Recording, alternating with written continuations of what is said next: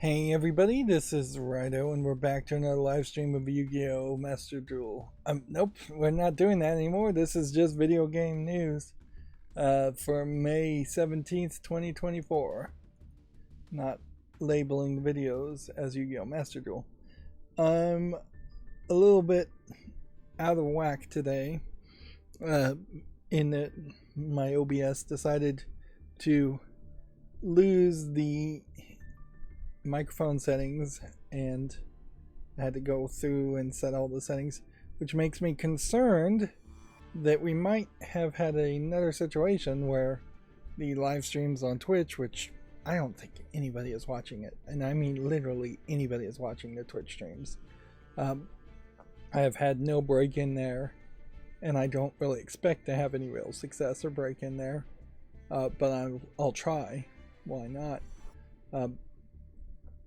But yeah, my concern is that the Twitch streams may have not had audio. My concern is even that the previous streams may have not had audio. And I know it's not very likely that that is the case, because the videos do pop up after I record them, and so the recordings would have me have either the game audio or the microphone audio or both not work.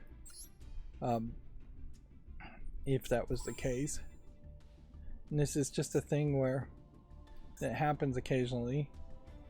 On top of which, another thing that happens by having 3 monitors, there are situations where when one of my smart TVs that I use as a monitor goes into like Amazon Prime apps, or because it's a Roku TV, it moves everything around as far as the Windows 10 windows, and that must have happened while Yu-Gi-Oh! Was open and decided to put Yu-Gi-Oh! On my second monitor for some reason. We really don't have a ton of time here to actually chance and win here. My best hope is just to get to this point and then start playing ranked. And yeah, so problems aplenty.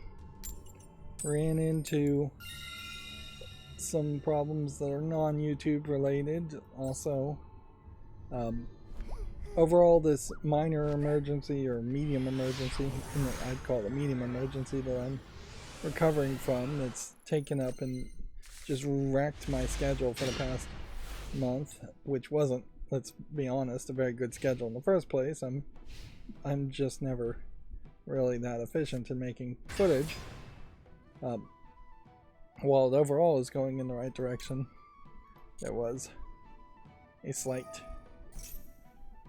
somewhat connected event that happened, and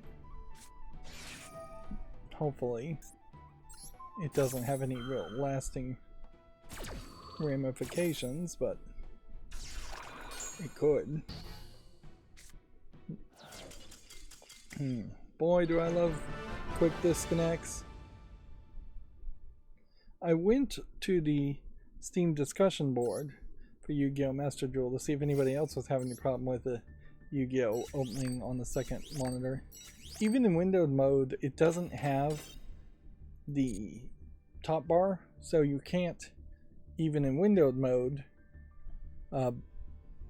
move it to a second monitor or resize it or do anything like that, because what they're calling windowed mode is actually DirectX 11 borderless windowed mode, I imagine.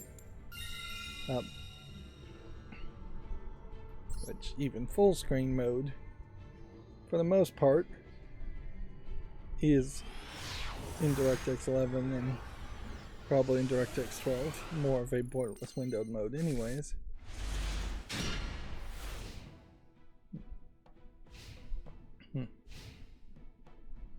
I did manage over yesterday to play some Fallout New Vegas, and I don't know if I really have too much to really say about it. I don't know why people love Fallout New Vegas so much. It seems crazy, like, because I just don't feel like the story writing is good, either from a comedic view, if you were going to go more silly with it, or from a serious view, if you're going to go more serious with it.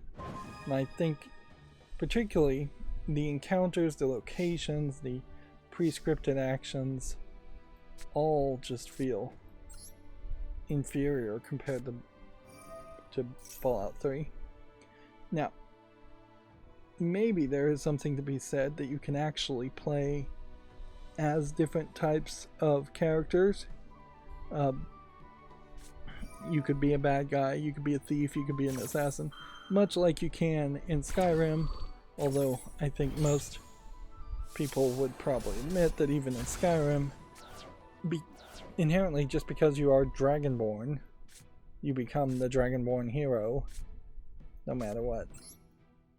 Like, you have to ignore the entire main game if you are going to try and play as a bad guy, play as an assassin. I just don't feel like there really are enough good systems in it for that to really work, where you can play as an assassin. Same is true for Fallout New Vegas. I don't think you can really be a thief and sneak around and solve all the quests. What I did do is, as I was just cleaning up side quests and companion quests, is I ended up killing one entire faction in the Vangraphs, and I probably missed at least a small side quest from that, and I ended up killing the leaders of the Crimson Caravan. And I don't know if any of this is really big spoilers, but I think it is worth pointing out that it does say something kind of ridiculous, that you can potentially just run through an entire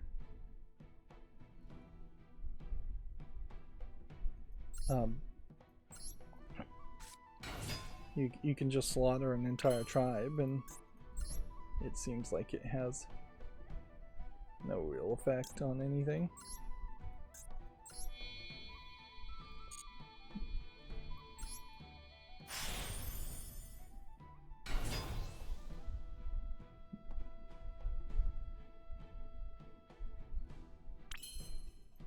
This guy's apparently going to do something. I'm not sure what he's going to do, though. At least he can do something. But yeah, one entire episode really was running around finishing quests. In New Vegas, they introduced the idea of prostitution, and that the game might have some kind of sexual encounters. I can say that in my experience that has boiled down to basically nothing. You are hired to find 3 prostitutes based on description, and then they get hired to be their own prostitutes, and then they're in this like hotel casino location, and if you try to hire them for prostitution, then you'll just fade to black and hear funny sound effects. One of the prostitutes is a robot called Fisto, which I think is a name that's probably pretty famous, and it's kind of a silly name, certainly.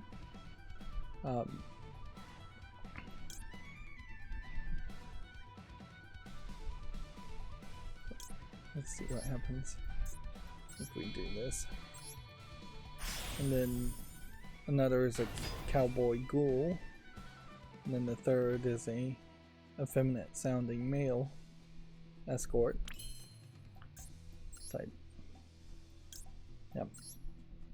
But none of it leads to actual real inappropriate anything, even really teen plus.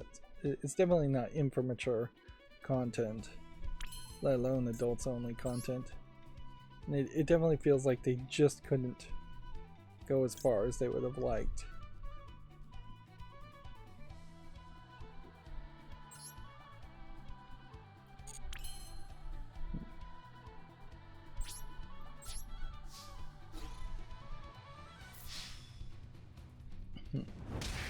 And then there were several other just side quests where I'm jumping around, fast traveling around between 3 different things, walking back and forth. It definitely feels to me, the idea was going to be that you would have walked around. Oh, I don't have a Zeus. Yeah, it definitely feels like the idea would have been that you would have walked around Freeside, which is the north part of New Vegas, in Fallout New Vegas, and entered from that end, and then had to do a bunch of side quests to get to that point. But I don't know how that really would have happened. Well, I imagine it would have happened for a lot of people because the monorail from the Fort McCarran NCR location, which is south of New Vegas and seems to be the only way you can get into New Vegas from the south. Maybe I'm wrong about that. I haven't actually checked. I haven't walked to that location. There's actually the entire south half of New Vegas. If I just walked around the border, I imagine I would find 3 or 4 more locations of interest. But yeah, what I did is I used the monorail to get to New Vegas early, and then I immediately left New Vegas.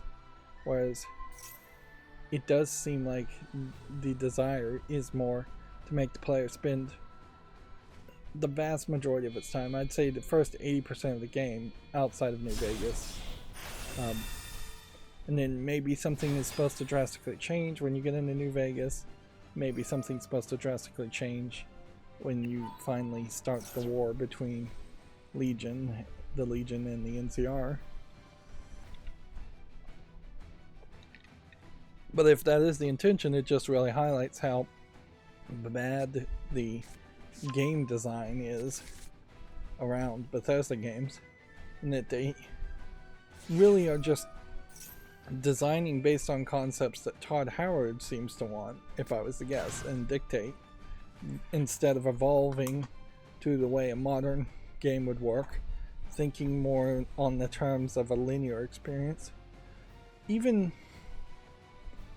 when New Vegas was being made, like Final Fantasy VII, Final Fantasy 13, the most spoken about Japanese RPG games out there were definitely breaking the mold around open world experiences where you can just go anywhere and do anything and actually roleplay. I don't think there really are enough people out there that want to do a Dungeons and Dragons style role-playing experience in a video game form. What role-playing game means nowadays is just not the same as a role-playing experience on a tabletop game where you're just using your imagination and anything and everything can happen. Now Baldur's Gate 3 might be pointing that we finally have hit a point where role-playing really can happen, but even in that, I wouldn't be surprised if Baldur's Gate 3 actually is still very much more of a linear experience. Yeah, and when we see things like Mass Effect 3 trying to do role-playing, it really is just small, key, pivotal dialogue choices. One of the things that really irritated me about doing so much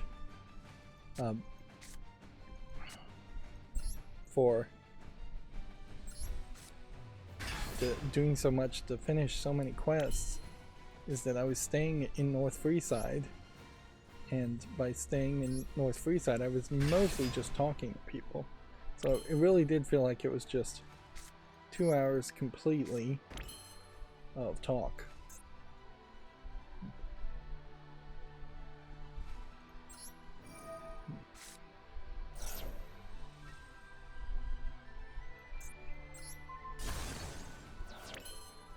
get rid of a trap.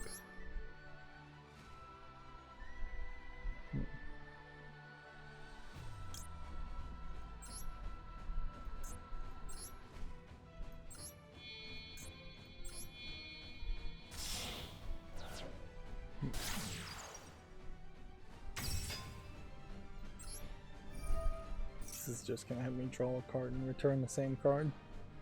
It gives me a free deck shuffle if I wanted, but doesn't really mean anything.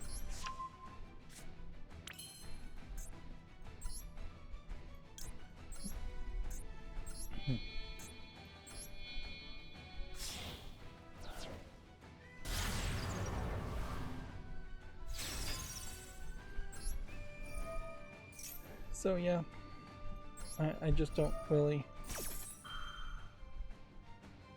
have anything too exciting to say around Fallout New Vegas, and I feel like the next exciting thing I will say about Fallout New Vegas is that I am just done with it, and I'll have seen the main story, and that's still going to be a while because I know that there's DLC that I have, and who knows how much the DLC really adds, because I'm trying to play with an actually really good build.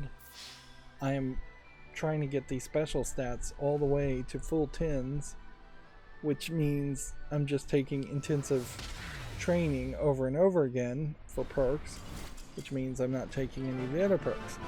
And I have seen that there is at least one perk, if not 2 or 3, particularly in New Vegas, that would perhaps make the game more interesting.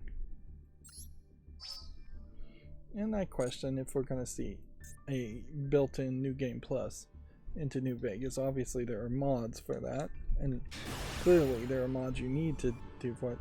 And I wouldn't be surprised if almost the entirety of the fandom that's still around for Fallout New Vegas this many years later is still around because fan mods have just improved upon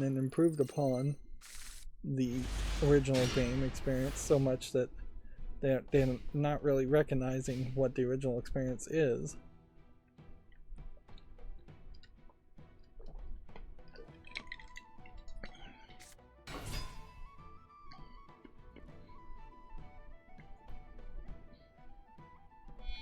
So yeah, I guess that's about as much as I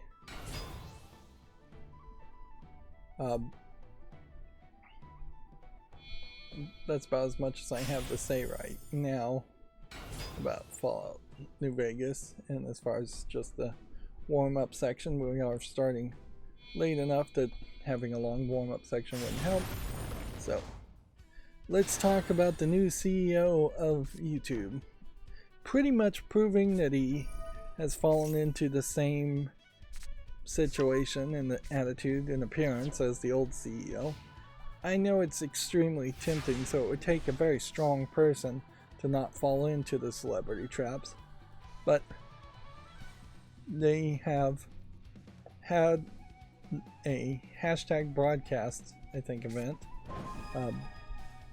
which you can see him now standing with Stray Kids, which I guess is probably some kind of esports team, Korean esports team if I was to guess, and then promoting just more and more music festivals. Here he's standing by Billie Eilish, and yeah, here we have Benson Boone, yeah, celebrities of the time, NFL commissioner, yep. Let's see, several more people that I really wouldn't recognize. Yeah.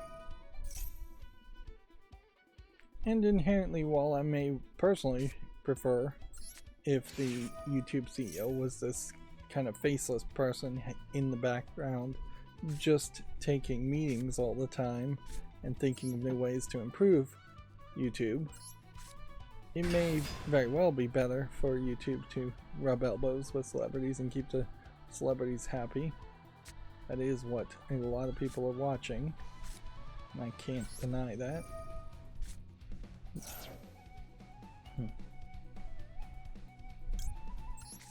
But yeah. At the very least, I will say YouTube has done every small content creator the service, at least, of not pretending like they care in any way.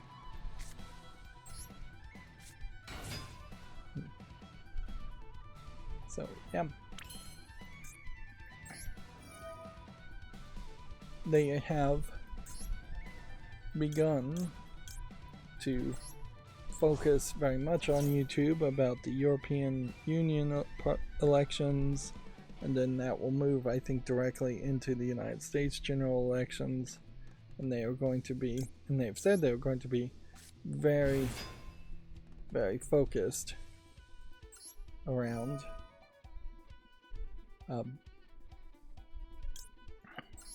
fighting misinformation or fighting somebody who is spouting propaganda or something that they just don't agree with. So, yeah, and it does seem like they may have purged 32,000 channels or videos, which even if they had done that, even if they had purged 32,000 channels on YouTube, that doesn't mean much of anything, because it could be very well that they purged 32,000 fake channels.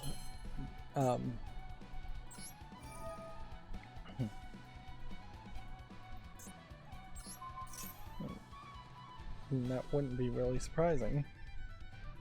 Like, somebody could easily make 32,000 YouTube channels in a matter of days. I don't like, personally, when they start to brag about numbers, but I don't think these numbers have been bragged by YouTube themselves.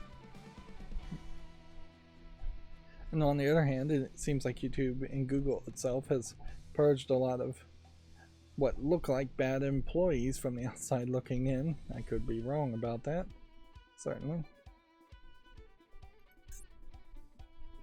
I don't think there's anything more to do here. I think you do this.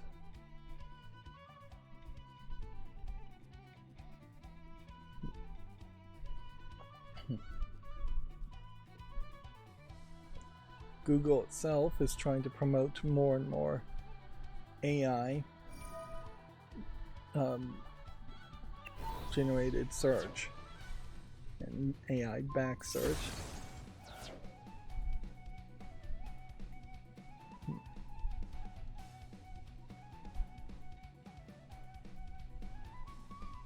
And while they're not directly affiliated with YouTube in any way, the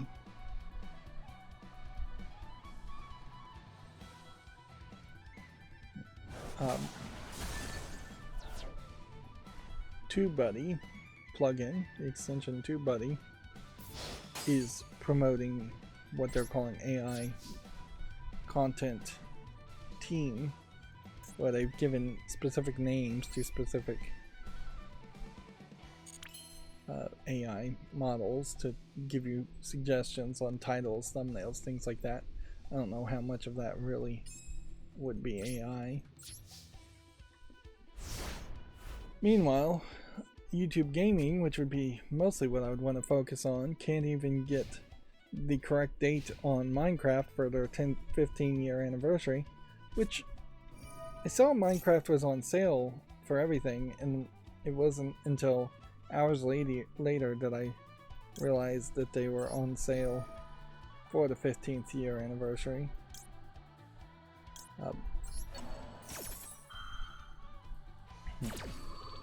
But yeah, I've never seen Minecraft go on sale, so that would have been the day to get a discount on the account. But yeah, YouTube Gaming talking about Minecraft does at least make some sense. Being late about it, however, it does not make sense. And so they made a couple tweets about that. here's a great example of gamers on YouTube not really getting that far. I'd imagine Nintendo, who is somebody I do occasionally watch, is doing alright with 50 million views roughly. But he's been working as a YouTuber for 18 years in some level. Maybe it was a hobby for the first 10 years, who knows, but he's probably one of the most successful video game content creators, and the content he makes is definitely different, more infrequent, maybe a little bit more polished, more well thought out, definitely heavily leaning on to Nintendo stuff. So if Nintendo ever DMCA'd his channel, he'd probably be really messed up at that point.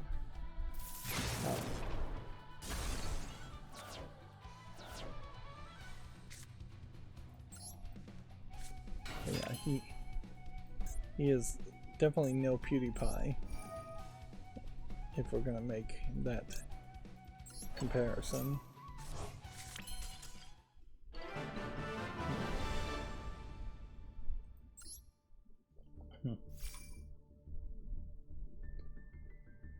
This is a funny one. The ESA has retweeted the Copyright Alliance, which is almost certainly a lobbyist group to strengthen copyright for the music industry and the movie industry, while pretending to be championing artists and creators' rights under copyright and saying it fuels creativity, choice, and innovation.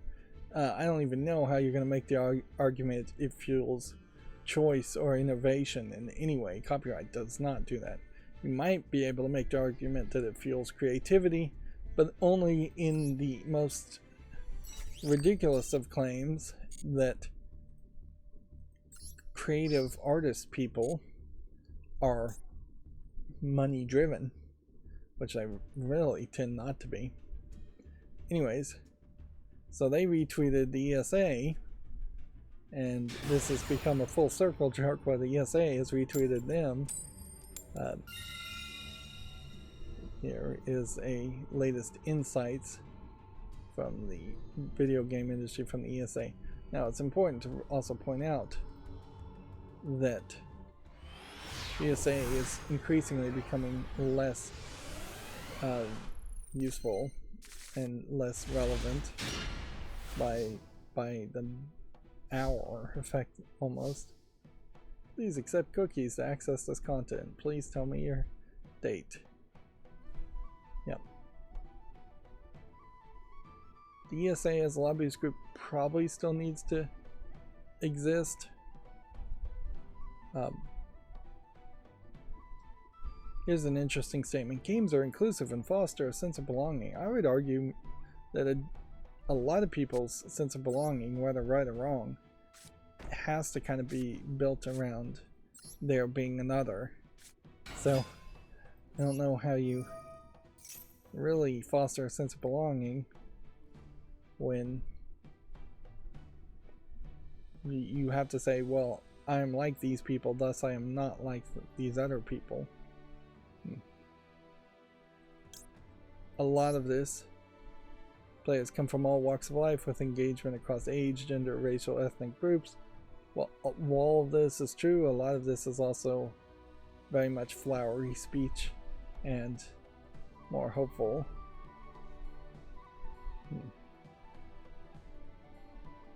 Yeah.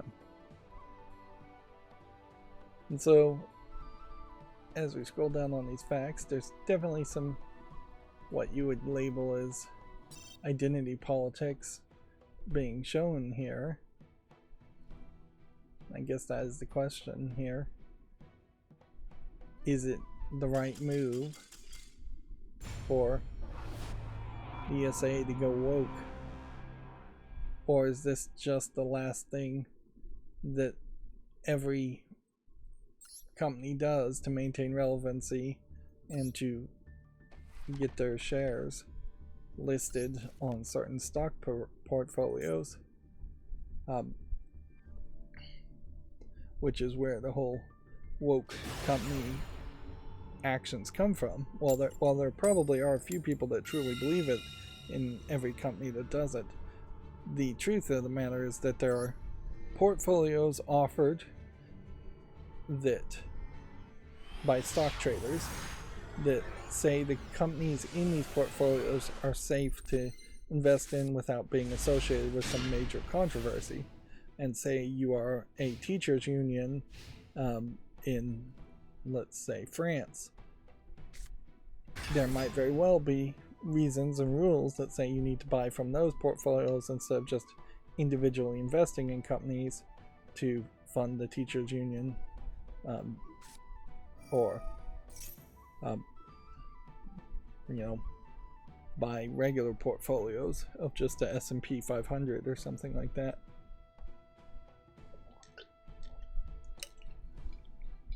Of course, that assumes that the ESA is even a publicly held company, which it may very well not be.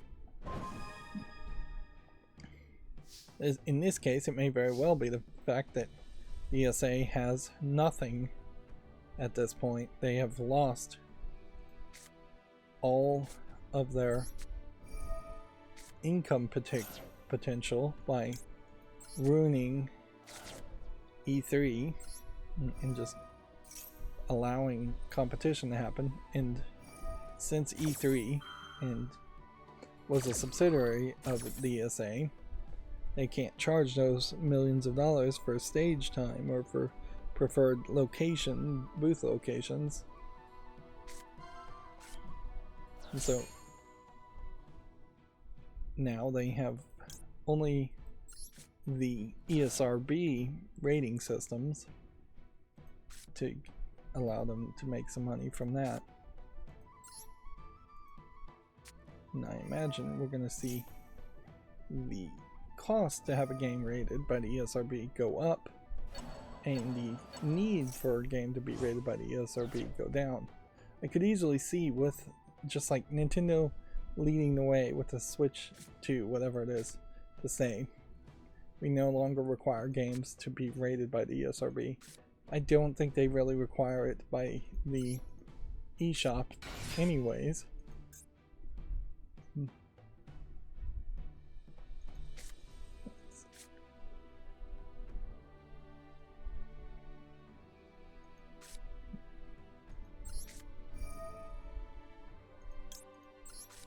I don't think that was the right move.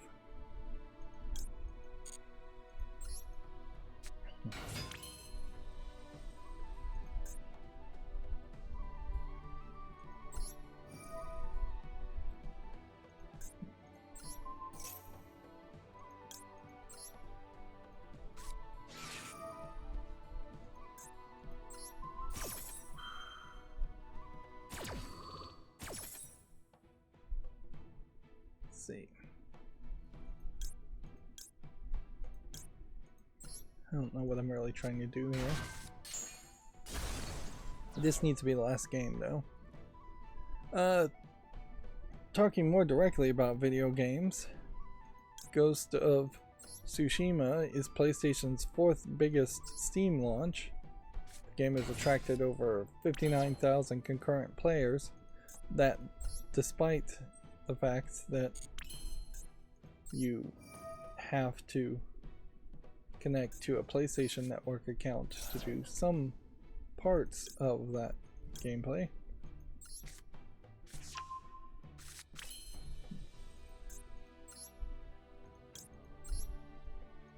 This is not going to work well. But it kind of doesn't matter.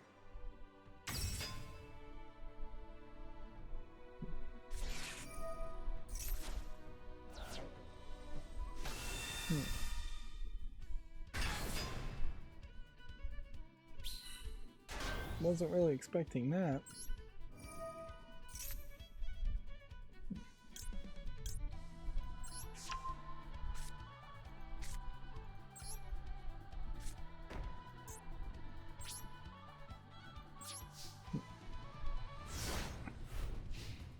So yeah,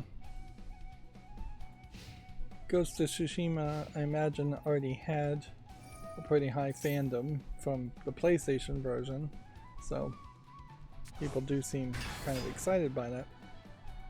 Now, personally, I am a little excited to see more samurai and more Japanese or feudal time, ancient Japanese stories being told and coming to the West. That being said, I also don't want to get incredibly overwhelmed with it where too much comes to the West too fast. Like, if we were getting 4 or 5 pretty decent games like Ghost of Tsushima every year, that would take some adjustment on my part to get used to. And definitely I would put that as a personal problem for me, really. But yeah, it does seem like we're going to start seeing 1 or 2 of those every year. I think I pretty much lost here.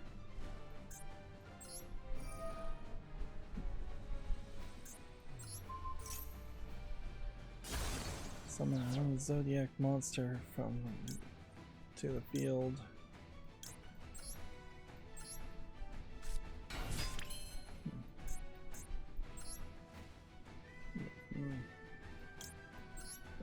What do we do?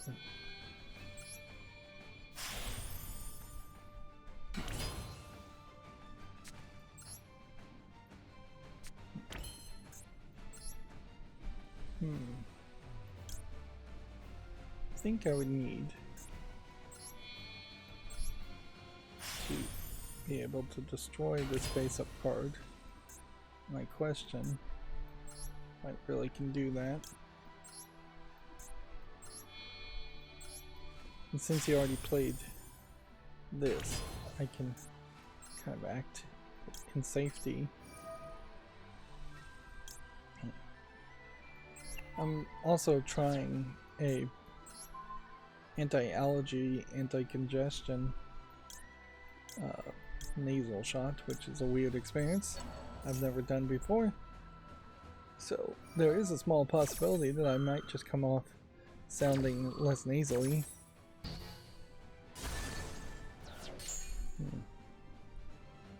Yeah, I've lost.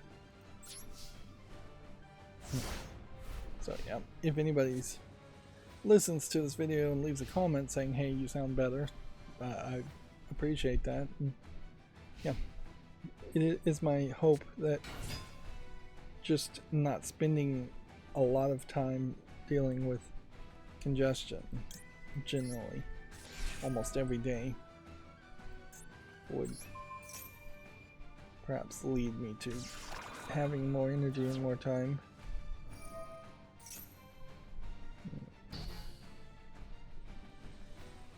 Let's see. Video Games Chronicle also says that Redfall is going to receive its final update, adding offline play. There were rumors that they were working on offline play, but there was definitely a lot of thought with Arcane Austin being shut down that they were just dropping that idea completely. Yeah.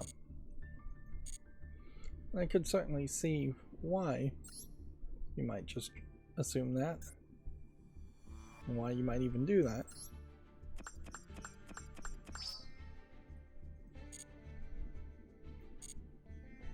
Inherently, even with a offline play for Redfall, I still have no interest in playing Redfall. It would have to have been an offline mode, and then 6 months to at least a year of working on Redfall to improve it and make it a good game. And even at that, there have been some examples of games that launched very poorly and then got worked on and eventually became better. Fallout 76 has been argued to be a game like that, but that typically never motivates me to want to go back and give it a try or play it. If you release a game badly, you just don't deserve a second bite at the apple. Censored gaming, through having to wait, which inherently this is how it seems like dealing with YouTube always happens, is that you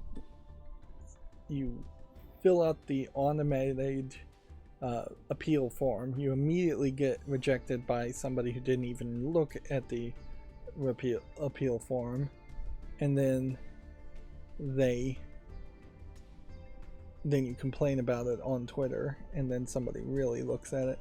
I wouldn't be surprised if it is literally standard operating that everything gets rejected the first time, which should be illegal in any processor system. But yeah, censored gaming has gotten there. How for Kids censored Yu-Gi-Oh! Age restricted.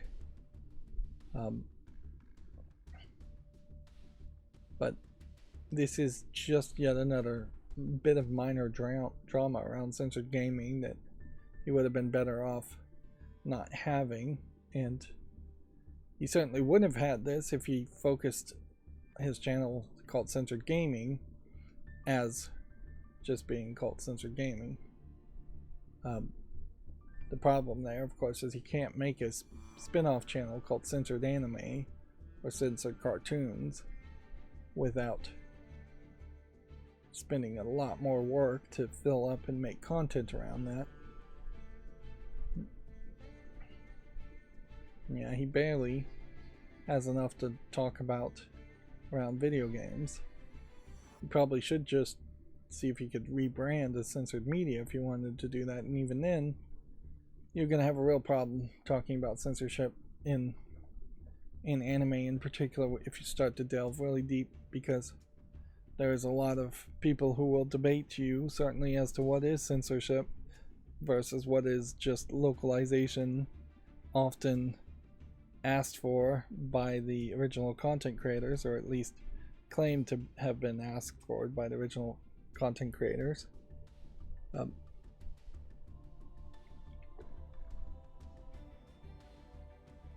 I personally can't say if you sub something or if you dub it in any way that that's censorship, but there might be a few people that even make that claim, that you have to just learn Japanese and watch anime in Japanese, otherwise everything else is censorship.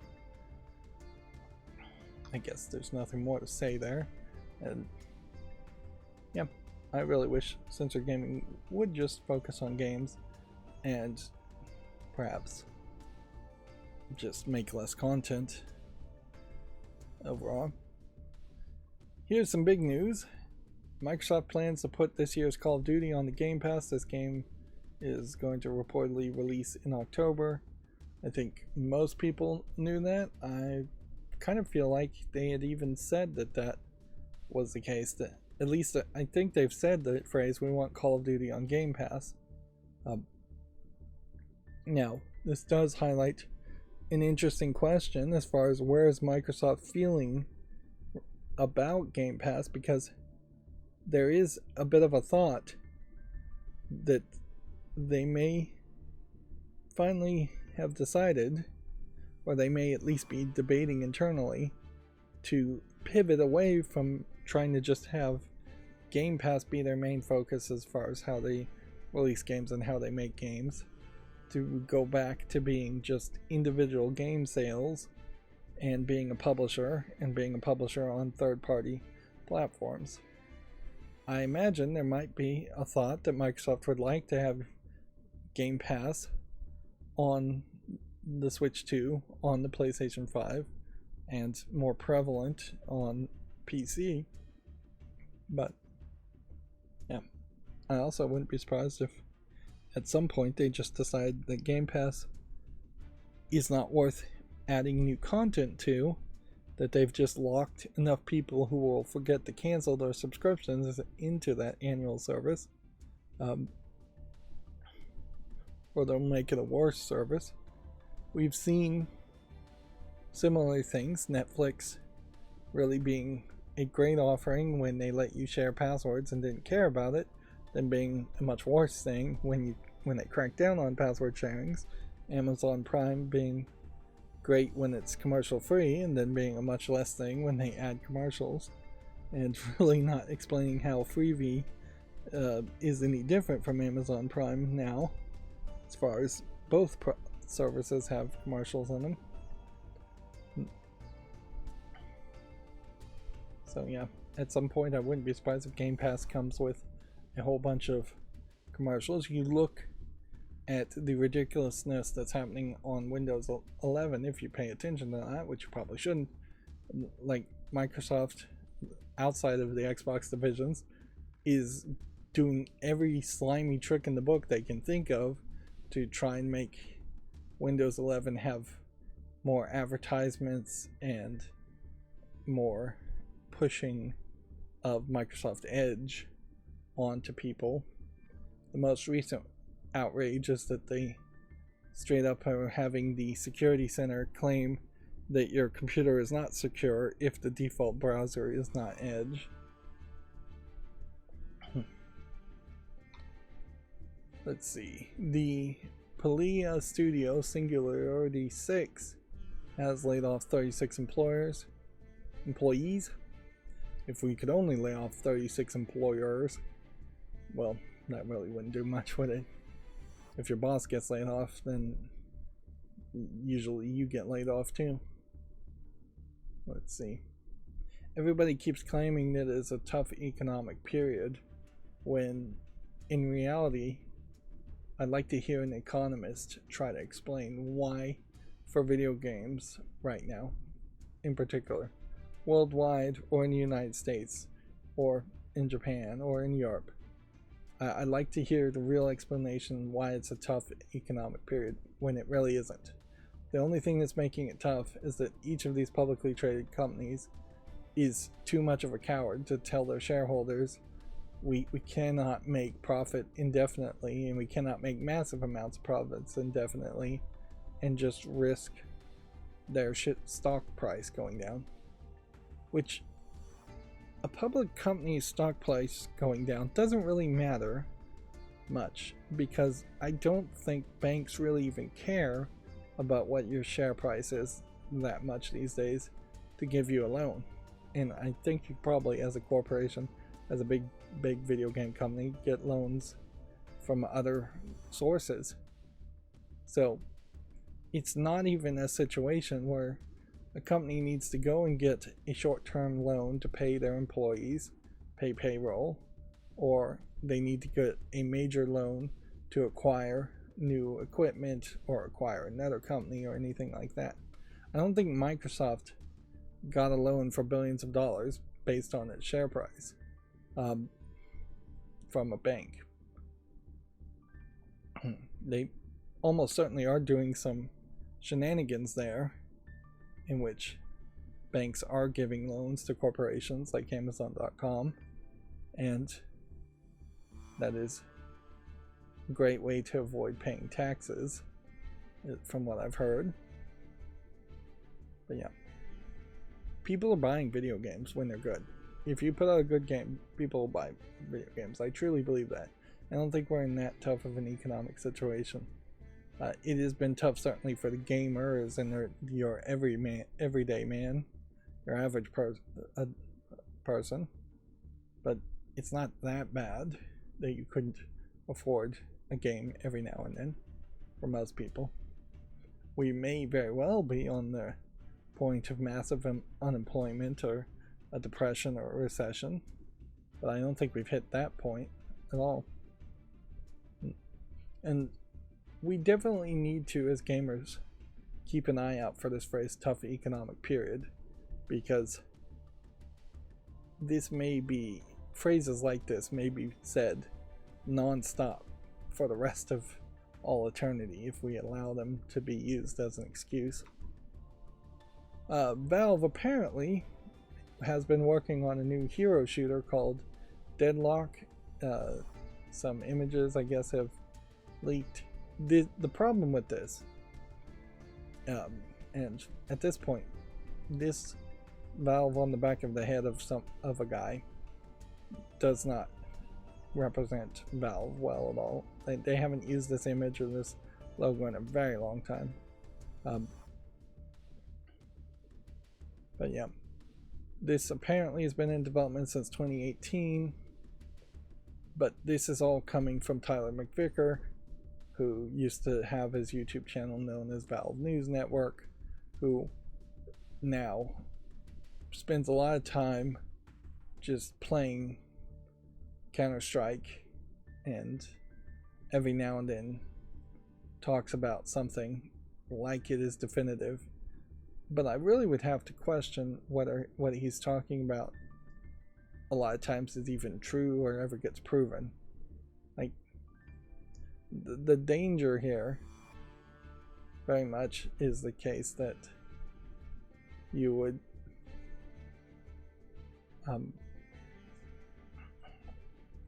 you take what he says for perfect information when really he may just be speculating a lot. And even he has said that a significant amount of what he says is speculation, and to the point where he has the word speculation pop up on the screen in some of his videos just to show people that it's speculation. People give him too much credit. I think the danger for him is definitely he'd be like Jeff Grubb, who reports on rumors without really investigating it too much and doesn't really care if he gets anything wrong. That being said, I do trust Tyler McVicker a little bit more than Jeff Grubb, so I do suspect that something called Deadlock may be getting developed. That doesn't mean much of anything. When we move back to like Artifact, rumors of that game wouldn't have helped you much because they drastically changed it after a certain point, and the hype around Artifact was somehow completely lost before the game even really came out. And from its description of being something like an Overwatch clone, that's definitely not going to be the kind of game for me. It does feel like Valve is always trying to make something that would parallel Counter-Strike 2 or other popular games, something that could be played forever, that they could sell skins in and just make a massive amount of money from. Which that's not a terrible thought. It's just sucks that Valve doesn't also try to make more single player experiences. At the very least, they should be working on making Half-Life Alyx work without VR, or something that feels like it's telling the story of Half-Life Alyx. Of course, I imagine we'd like another game in the Half-Life universe, or the Left 4 Dead universe even, or the Portal universe, which is the Half-Life universe. I'd just like to see more games overall. Apparently, Total War Star Wars is reportedly in development at Creative Assembly, which a Total War games in the Star Wars universe. Sounds like an odd crossover, but I really don't even know what Total War is. I would assume it's a real-time strategy game. The Dauntless and Fae Farm studio Phoenix Labs has confirmed layoffs and game cancellations. It's been claimed that 140 employees have been impacted by the restructuring. Cygames has established a Cygames Singapore. This is the Grand Blue Fantasy developer making, I think they were, now they're a Tokyo-based publisher and developer, so a Japanese company making a subsidiary studio in Singapore, which, yeah. They also have branches in Korea and Taiwan, so that seems to be them trying to be everywhere they can be. Going into areas around China without going directly into China. The National Video Game Museum is bringing into attention that the deadline for their scholarship applications is June 1st. There is the Amy Dansby Women in Tech Scholarship, which is increased in value and now includes a second category for college undergrads continuing their education in technology fields. There is also the Gearbox Gives Scholarship, which I wouldn't be surprised if this scholarship does not exist next year, considering how 2K now owns Gearbox. Although, let's see. Scholarship provides financial assistance and invaluable industry exposure.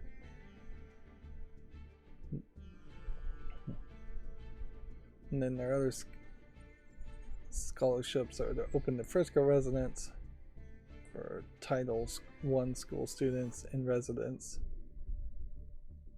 Also share the June 1st deadline. So, okay. I don't know if it's normal for a museum to have scholarships and promote scholarships. Inherently, I would say most museums do not contain art that can be really created in the same centuries that is being displayed. So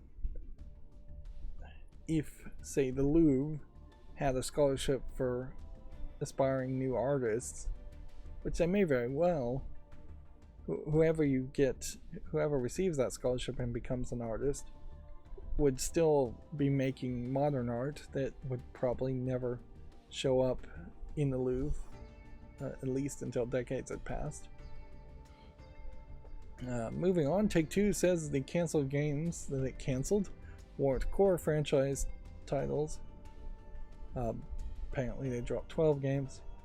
And at a certain level, I kind of like hearing the idea that there were 12 titles in pre-production or in development that they have canceled. Although I don't know if it really needs to be canceled at that point. It could very well be the case that the ideas could just sit on the back burner and then restarted later. And they still could probably do that if they wanted to. I certainly have plenty of thoughts and ideas and projects that I could bring back or try again if I wanted to, or if I had free time or more resources. There's a next iteration of one of 2K's biggest and most beloved franchise that's apparently going to be announced at the Summer Game Fest 2024 showcase. The general assumption here is that this is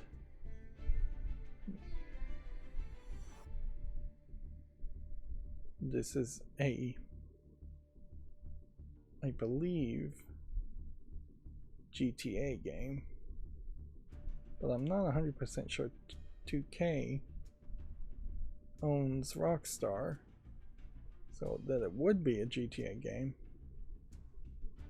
It's already been previously confirmed that a new Mafia game and a new BioShock game are currently in development, with the new BioShock game, I guess, being a direct competitor to Ken Levine's Judas game, since Ken Levine is credited for making the first BioShock game and BioShock Infinite. But yeah, could be anything. It could just be a sports game. That would be one of the biggest, most beloved franchises too.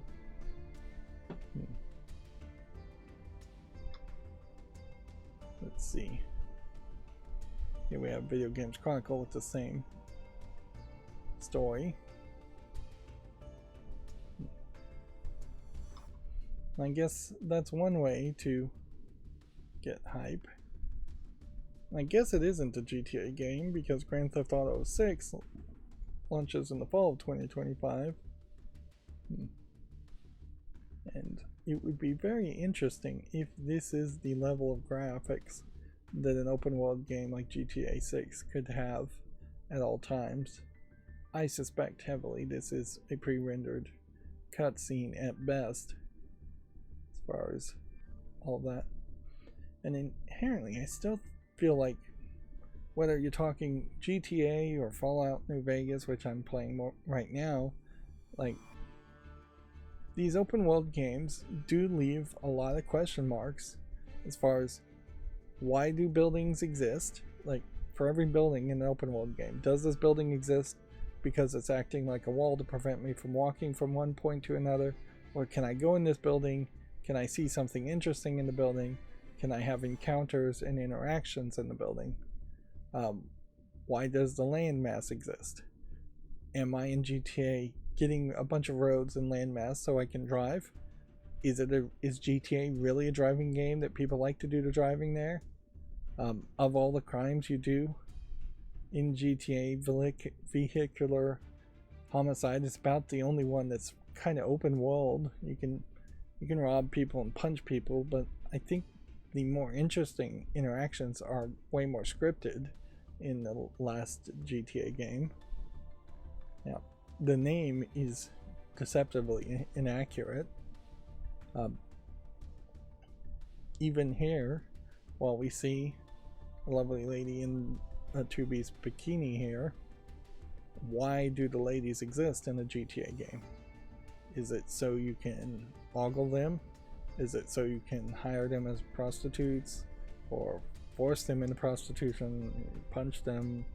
Can you get them naked? Can you sleep with them? Can you kiss them? Can you date them? Weirdly, compare this to something like the Like a Dragon series. There are dating elements to those games, and those games are much less of an open world concept, much smaller worlds at least. So yeah, my perspective certainly around the next GTA is going to try to ask, I think, why do the elements in GTA 6 exist? They claim it's an action-adventure game, at least Gamatsu does here. Would you really even classify GTA 6 as an action-adventure game? That is certainly a question to ask. Next, GameDeveloper.com says Studio Wildcard has laid off 6 developers, but they will not impact the development schedule. Which I guess we'll just leave it at that. The bigger problems with Ark Survival Ascended is just Ark Survival Evolved's release and terrible monetization attempts. And yeah, I'll leave it at that, I guess. GTA 5 has surpassed over 200 million copies sold according to Take-Two. Yeah, Take-Two is the parent company of Rockstar and GTA, not 2K. I was getting it confused in my head. But yeah. There's kind of a question why there are even that many sales. But yeah, I could see that the amount of talk and hype around the GTA series gets people curious. GTA 5 is a great example of where I feel like the interesting content is in modern GTA games is you have 3 characters and you're going through their linear storyline paths to evolve a narrative. I imagine you could do very little crime outside of the linear story path in GTA 5 and still have very similar experience. Let's see, YouTube gaming we already talked about, we don't need to talk about them again. Fallout 4 was Europe's best-selling game in April as console sales fell by 47%. Fallout in particular, I think, may be a great example of the type of game that could push more people to PC gaming just because it has that feel that it would be fairly silly to play that on a console. But pretty bad month in April.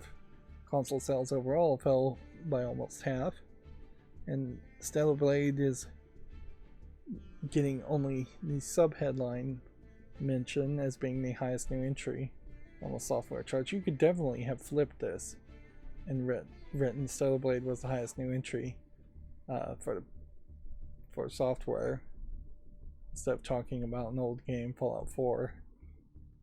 And this is one of those things that feels like there's just some straight up propaganda choice being made here to let's not talk about the Japanese game, well, in this case, let's not talk about the Japanese published game made by the Korean developer Shift Up, or let's not talk about the game that has some lewd costumes. Instead, let's talk about the buggy Microsoft United States game only getting any attention at all because of Amazon Prime. I was watching like my Yokai Girlfriend, which is this like Japanese one season show that I think was funded in part by Amazon Prime, and there was a point very obviously in the middle of it in which the Yokai Girlfriend, yokai being kind of like a whimsical spirit in Japanese, not demons per se, although easily confused with them, more akin to probably fairies, maybe even less than that. But yeah, there's a very obvious point where the yokai is given a cell phone and just shown how to use a cell phone, and then in the next scene she hands an Amazon wish list, and they actually say the phrase Amazon wish list to the boyfriend and says, buy me all this stuff. And undoubtedly that was added at the demand of Amazon, because, well, I imagine some people do buy some things in Japan on Amazon.go.jp or Amazon.jp. I don't think they buy too much around on Amazon that way. It is much, I think, more common for Japanese to go inside stores and buy things with cash than it is to bother to have a credit card on a website and have something delivered. And Tokyo and around Tokyo is such a concentrated area, I wouldn't say small, that I think most stores would deliver if you requested it, if you wanted delivery.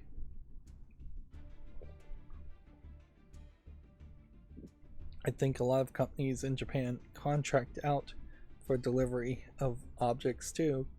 So if you were to order something really big that would somehow fit in a tiny Japanese apartment, you would just have something closer to a private freight shipper delivering it versus what you would have in the United States, which would be either the post office or UPS or FedEx. Now, moving on back to news. Let's see.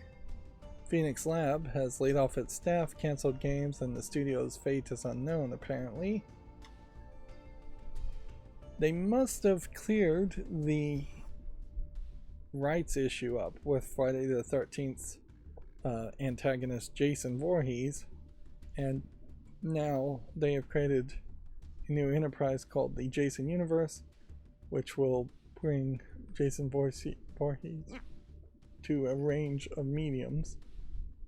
One assumes they've cleared things up legally. Let's see. Jason Universe is run in collaboration with the Friday the 13th screenwriter Victor Miller, who owns the domestic rights to the original movie. Which, yeah, there was definitely some lawsuits, and that's why the Friday the 13th game got shut down. And I think it really just couldn't go anywhere further. And I think that's probably the problem with Jason Voorhees in general, is that he's a decent Mortal Kombat DLC character, but he doesn't have enough personality or enough intriguing about him to be the antagonist in his own game. Of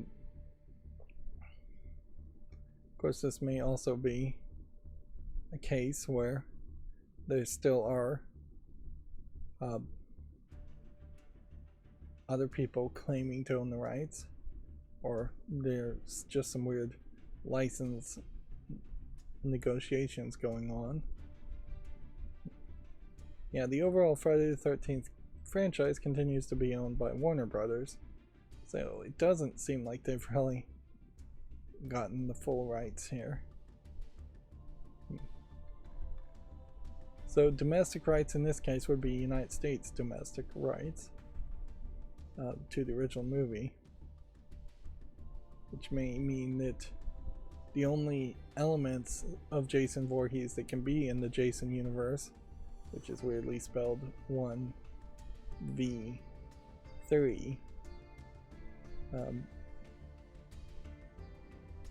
or yeah, 1-3. Yeah, the only Jason you really would have the rights to would be the original movie depiction of Jason Voorhees, which is not really that much.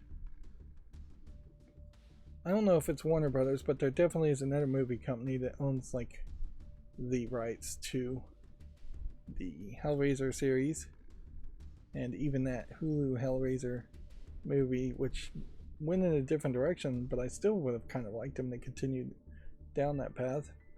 It didn't seem to really work though, and I would be very surprised if we're going to see any larger efforts on Hellraiser movies. We will see movies getting made every few years because that movie production company doesn't want to lose the rights to it. So as long as they keep making garbage Hellraiser movies, they'll continue to own the rights.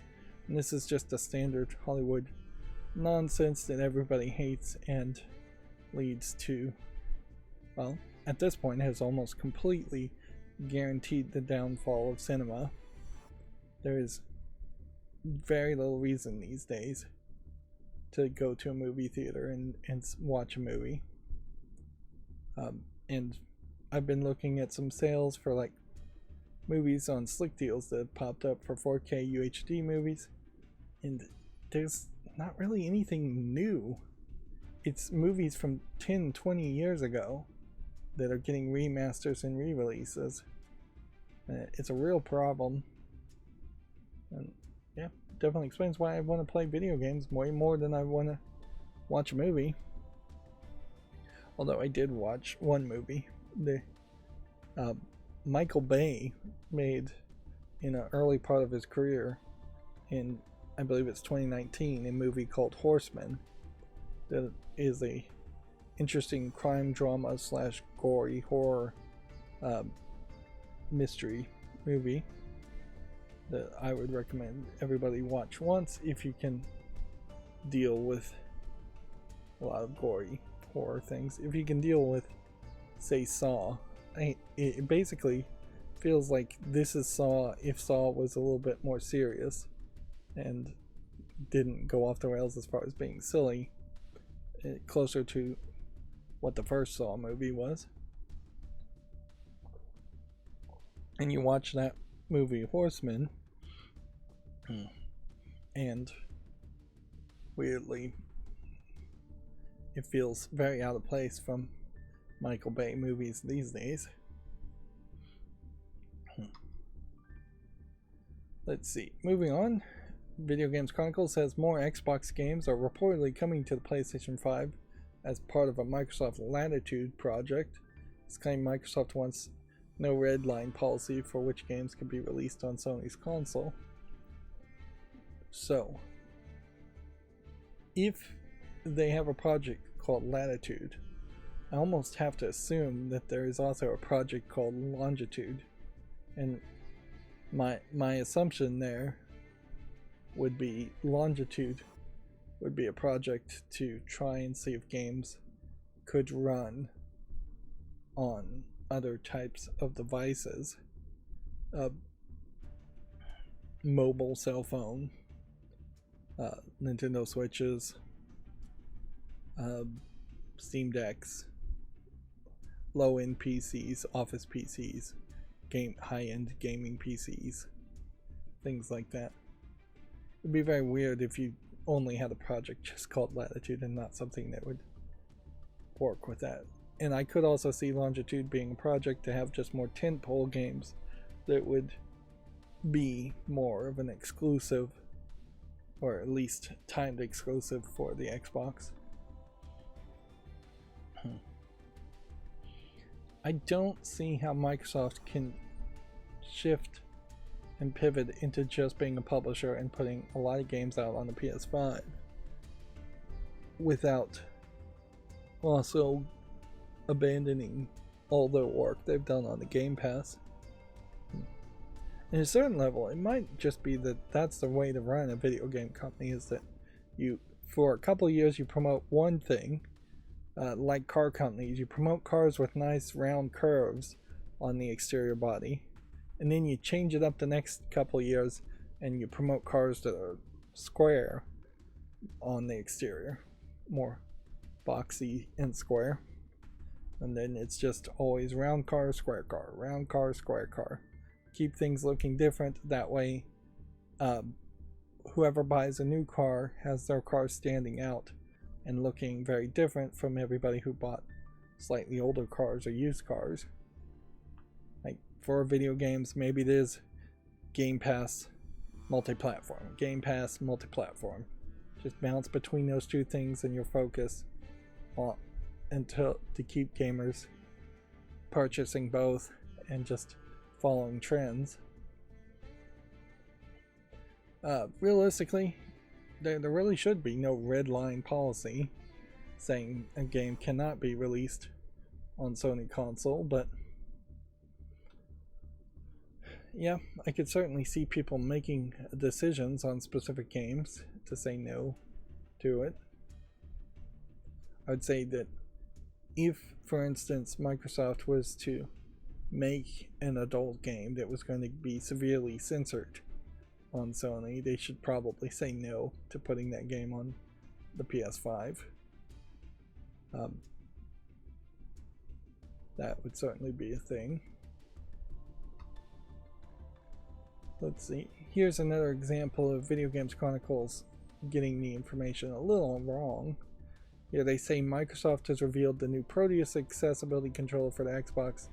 This modular controller launches this audience for $300, although there's a 15% free pre-order discount. So what did they have wrong about this? Microsoft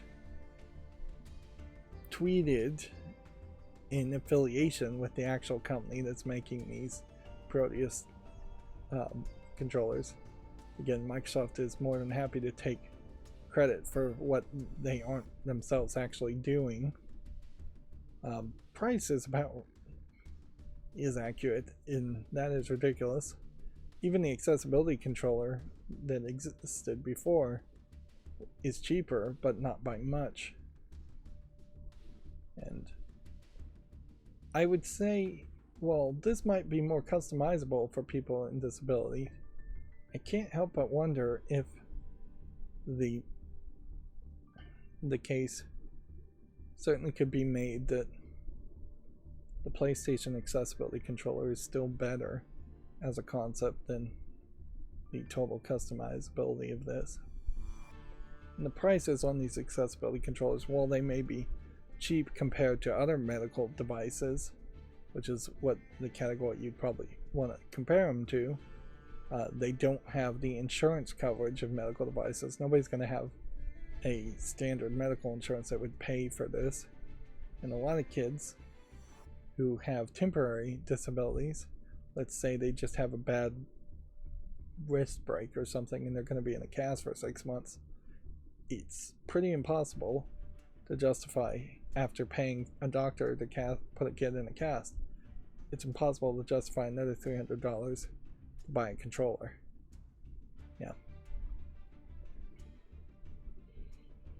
I do certainly want to see this in action and see how well these buttons actually stay in their spot, because to me it feels like the buttons would probably fall out fairly frequently. These circle patterns that they're touching, I assume, are just circuit traces, just interconnecting all of the components to some kind of central spot, which not really sure what the central spot even would be. Yeah. I definitely would like to see it in action. I suspect I won't see it in action though. I've never actually seen anybody use the current Xbox accessibility controllers, which are also made by a different company than Microsoft, or the PlayStation accessibility controllers. They put out these announcements very much for 100% the benefit of the corporations, and in no way actually trying to benefit society or the disabled. Yeah. And there is something wrong with that, certainly. The phrase token black guy getting put on a TV show or movie became a phrase because it was being done so often. In gaming now, it seems like there is the token disabled person, which will probably bring down to token disabled guy, and it's becoming more and more common that this fictional, usually a child, is shown, but this fictional class of disabled people being used in conversations as if they are being helped when they really aren't being helped, and they're just being used and exploited for very little, just some free positive press for Microsoft. Meanwhile, instead of talking about the Proteus accessibility controller, which Microsoft really didn't do anything to create, we should be talking about Microsoft shutting down companies, laying off people, and just in general raising the prices of things as much as any other game company, raising the prices of games and raising the prices of consoles. For all of this claim of tough economic times, I have no thought that the next generation of consoles would be any cheaper or even the same price, or the games would stay the same price. Moving on. Activision, somehow, right after all the layoffs of 1900 Works, has opened a new studio called Elsewhere to develop a AAA franchise, which inherently seems to indicate that Microsoft is still being a little too hands-off, or they are treating Activision and Activision Blizzard differently than the way they are treating their other studios. And unfortunately, it almost certainly is very close to something like a Game of Thrones episode where every CEO, every department head of a subsidiary in Microsoft are simply trying to win the favor of Phil Spencer and convince Phil Spencer to shut down some other studio and let them continue opening studios.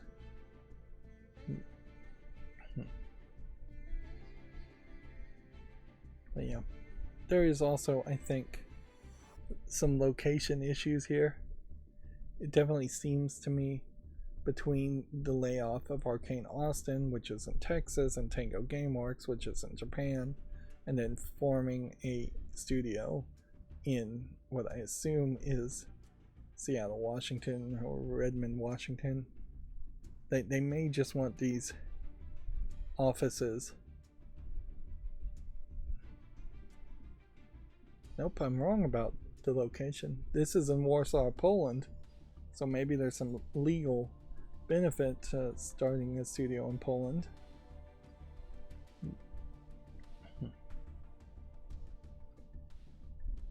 I could see maybe working in Poland to see if you could get some CD Projekt Red employees to join you, which I bet Microsoft would love that if the makers of the Witcher series all of a sudden were working for Activision.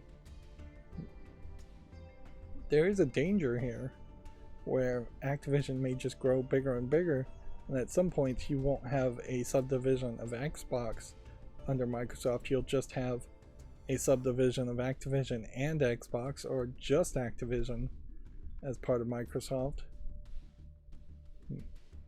There is definitely a possibility that some CEO or high manager in Activision or Blizzard right now could end up replacing Phil Spencer in a matter of years.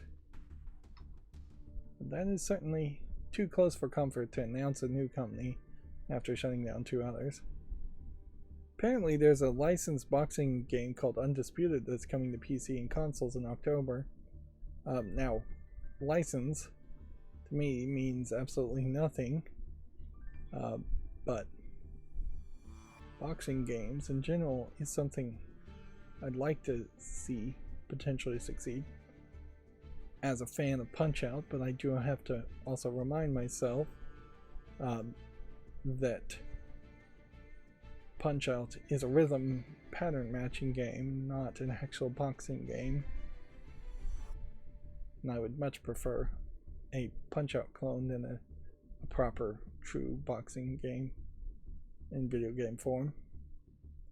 And I imagine a true boxing game is going to have to cheat in the same way that wrestling video games cheat and can go longer, and the characters can have more stamina and more health than any real boxer or wrestler could have. Yeah, we definitely don't get a lot of boxing games announced. Almost none. So Gematsu had the Famitsu sales from the 6th to the 12th updated. Let's see. Stellar Blade during that time period was in the #1 spot for PS5, and then Nintendo Switch owned all the way down to the 19th spot, with Rise of Ronin for PS5 in the 20th spot. And then more Nintendo Switches until Final Fantasy Rebirth was in the 25th spot, and then more Nintendo Switches. Yeah. Hardware sales still massively outpacing. The Switch is still massively outpacing any of the PlayStation 5s. And here we even see the Xbox Series X beating the PS5 Digital Edition, and the PS4 barely selling any at all this week. I think we are going to fairly quickly see the PS4 go away completely. I did see that apparently they found a way to use a bug in an LG TV to hack and jailbreak a PlayStation 4. And then on a separate note, I saw rumors that they may be preparing to run emulators to run PlayStation 1 and PlayStation 2 games on the PS5. Which, yeah, that's believable. They almost certainly cannot emulate PlayStation 3 games, though, on the PS5. I don't think even the PS5 has enough power to do that. Here, the sub-headline from Gematsu is Stellar Blade returns to #1, and yet their conversation around Stellar Blade has just hit a brick wall, and nobody is willing to say anything positive about it. Fans, or would-be fans of Stellar Blade, are upset about Sony censorship, and just generally unenthused at this point. And then mainstream video game journalists were never going to like a Japanese game, and they definitely weren't going to like one that had some lewd imagery in it, or lewd costumes in it. Manor Lords has sold over 2 million copies in under 3 weeks, which I'll leave it at that headline. Let's see. And then this was a article. YouTube upfront CEO says it's redefining the TV and platform. The platform is launching ad takeovers for the top 1% of creators, which I don't know what ad takeovers means per se. On one thing, it would almost sound like that YouTube was taking over control from the algorithm to show very unique ads on the top 1% of YouTube content creators' channels. But I don't think that's really what they're doing. I think... Let's see. YouTube Select Creative Takeovers will let advertisers buy out the inventory on channels representing the top 1% of content on the platform. So, this program began as a pilot at the end of 2023 with creators including Jason and Travis Kelsey's New Heights podcast on YouTube. So, yeah. what they're saying is that they've made a higher, more expensive tier of ads that advertisers can buy on YouTube that will only air on the top 1% of content creators, which inherently highlights how YouTube is thinking, which is that they really only want to pay and make money off the top 1% of content creators. And it is not beyond the realm of possibility that at some point YouTube will just realize or decide they don't care about the other 99% of content creators, and they do things like severely limit how much you can upload or stop content creators from uploading anything, just demonetize 99% of content creators on the channel completely. The only thing really stopping YouTube from doing that right now is that they have created this false narrative that if you work really hard and you get just a little bit lucky, you can actually make a decent living making YouTube content, when the reality is you have to work extremely hard, probably know somebody, and get extremely lucky to make a decent living on YouTube. But yeah, that does not spell good things either way around. It doesn't spell anything good for even the 2% of creators on YouTube. Let's see. Apparently Xbox's May update is rolling out now. Leave it at that. Also, the digital Xbox 360 games are being discounted ahead of the store being closed. Let's see, these consoles online marketplace will shut in July. That probably won't affect people still playing on an Xbox 360 at this point too much, because if you're still playing on an Xbox 360, you're probably just enjoying a massive library of disc-based games. This may lead to eventually a point where we start to see more clearance bins and GameStops for Xbox 360 games. And then, yeah, Xbox 360 was just so successful, really, perhaps the only major success. The original Xbox was actually very successful too. But yeah, as far as Xboxes, it's been downhill ever since the 360. Yeah. And what's this last one? Oh yeah, RetroArch tweeted out that the RetroArch on the App Store is legitimate. Daniel Day Matthias, I guess, is the person who is publishing here. RetroArch has been, I think, on the Google Play Store for a while, but this is legitimate.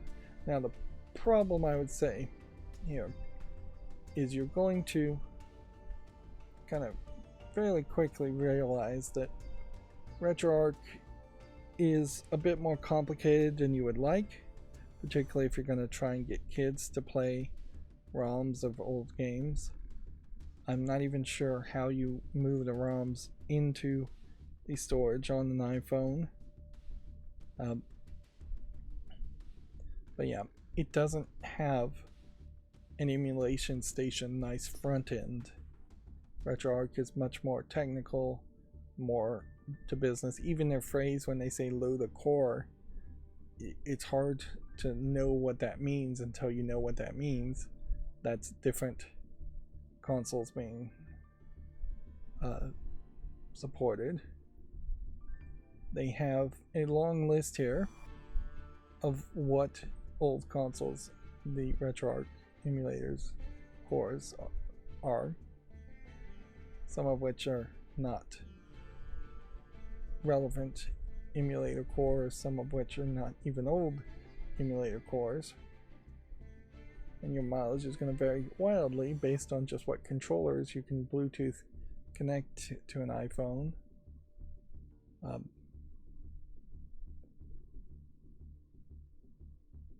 it is important to point out that RetroPie runs emulation station as a front end that then launches, for the most part, always a RetroArch core and sets up launcher files and configurations for you and allows you to automate the process.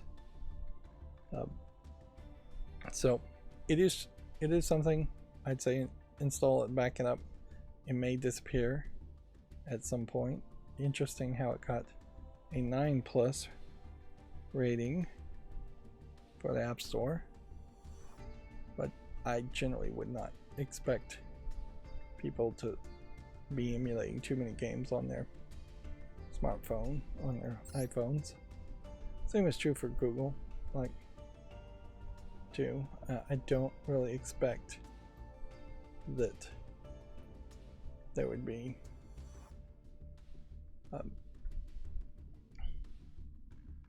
I really don't expect that there would be a big, great experience emulating on Android phones either. Minecraft is apparently giving away a free cape for the 15th year anniversary. I assume you have to go to the storefront and use the Bedrock version to get it. Let's see.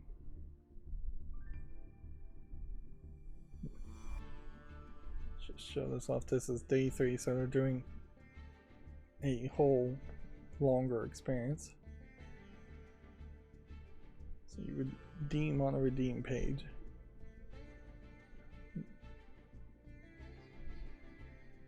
So yeah, they're trying to make a bigger thing about it, and even though there isn't a lot of news happening, there's still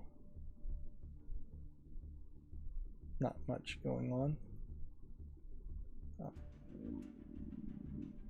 My stomach is growling, which definitely does point to the fact that now that we've talked about the big news, now would be the time to take a bit of a break. So I'm going to take a break. I'll be right back.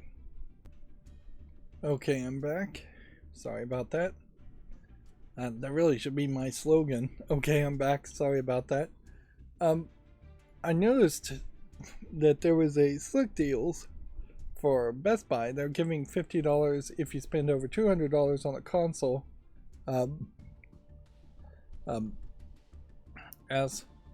As such, that I think really highlights where the consoles at the moment that Best Buy is selling are all old enough now that everything could be marked down by $50 if you spend over $200. Now is really the absolute wrong time to buy a console. They did have some refurbs. I guess if you wanted to get a refurbished PS4 for cheap, for some reason, that would make maybe some sense there.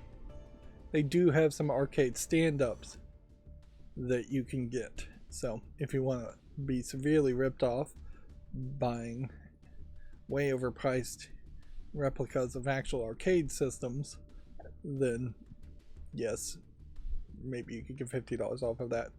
I'm noticing also in the chat, we have an actual chat message. It's been a long time since I've had one of those, from Prodigal Son, saying, Rydo, how's it going? Just chilling and Yu-Gi-Oh-ing? ? Well, I was in a bathroom break and I was letting the Duel Live play in the middle of it. As far as Yu-Gi-Oh-ing, not really. You may notice that the title has changed. The emphasis is now 100% on video game news. And not really on Yu-Gi-Oh! I'm just using Yu-Gi-Oh! Very minimally as a warm-up at the very beginning of the stream. Less than 30 minutes, ideally, of gameplay.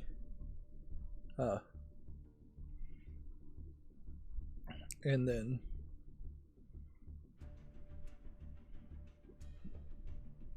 And then, yeah, mostly talking about video game news otherwise.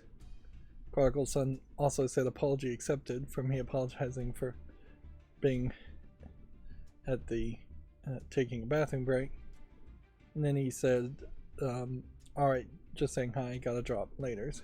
And it is still, even though some of my streams that I've done like one stream where I was earlier in the day and it only got like 2 views with the new title, so I'm still not sure if I don't get more views technically by starting later and just having people fall asleep or have to leave in the evening.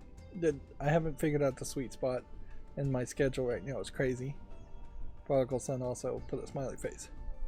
Alright, so we were going to go through all of the games on Steam that came out, but I am noticing here that the very first one I have is one of these adult games that is selling itself like, it looks like it might actually have some gameplay elements, but it is definitely selling itself on some straight up nude costumes. And with my skip through the thumbnail function, changing how fast these thumbnails jump, that there's just no way you're going to really avoid seeing anything like that. Although there isn't actually anything that's not family friendly here, there's just a lot of implications. It's definitely, this game, Violet, definitely feels like it should be in the adult section, but if there ever was an argument for a game that shouldn't inherently just be locked behind the adult section where nobody will see it, this at least makes a decent argument. Prodigal Son Gaming said it's actually morning for him, lol. Anyways, my point I'm trying to make here, though, is this is not a game I can make a YouTube short on. So I'll just go ahead and close that tab, and we'll start going through the other games.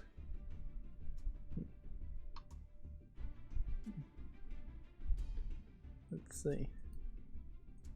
Then Prodigal Son is naming a game. Is this a game that you published?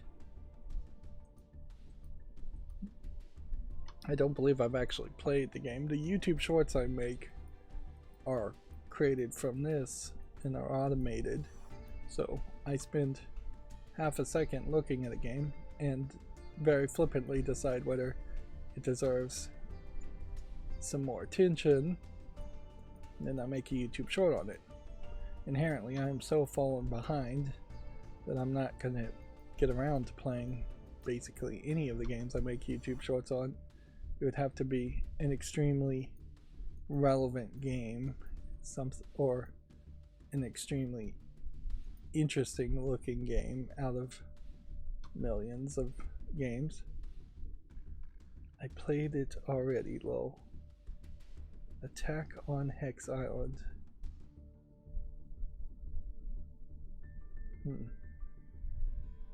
Nah. He says it's his game. I think you have. Let's investigate that. I will go into my Steam library. If I have somehow played Attack on Hex Island, I would see it in my inventory.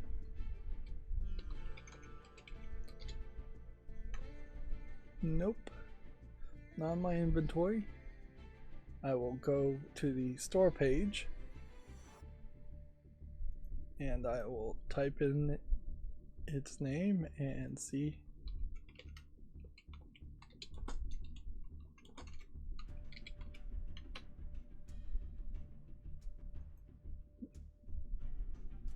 Nope. Attack on Hex Island is an early access game from January of 2024. I don't cover early access games. It's on my fall list. If it comes out of early access, if it follows my standard rules of having 30 reviews, then I'll put it on the wish list, and anything in the wish list then is at that tier of a game I'd actually play. So apologies, but you are mistaken. But you did get a free plug, at least for your game again. As far as what it looks like, yeah, it definitely looks like a decent enough game that I would have made a YouTube short on it, and so I probably did. But YouTube shorts are not in any way playing the game or criticizing the games or anything like that. It is simply trying to inform consumers of video games that this game exists and give companies. Yeah, but yeah. For something to gain relevancy, by my terms, it needs 30 reviews that are mostly positive in a reasonable amount of time. 6 months to a year, if you haven't received 30 reviews, then it's just, there's too many games like that it's not worth playing. They may be good games, but they're just not relevant. They don't have enough of an audience. But sometimes I make exceptions. But then it also has to be out of early access, because my personal belief is not to buy things that are unfinished, whether they're video games or other things. I wouldn't buy a car that was unfinished. I wouldn't buy a video game that's unfinished. So I would suggest working to get the game out of early access when it is ready to leave early access, and get people to review your games. Ask people. That's about all you can do. Is Steam's rules go, is ask people to review it, and review it positively.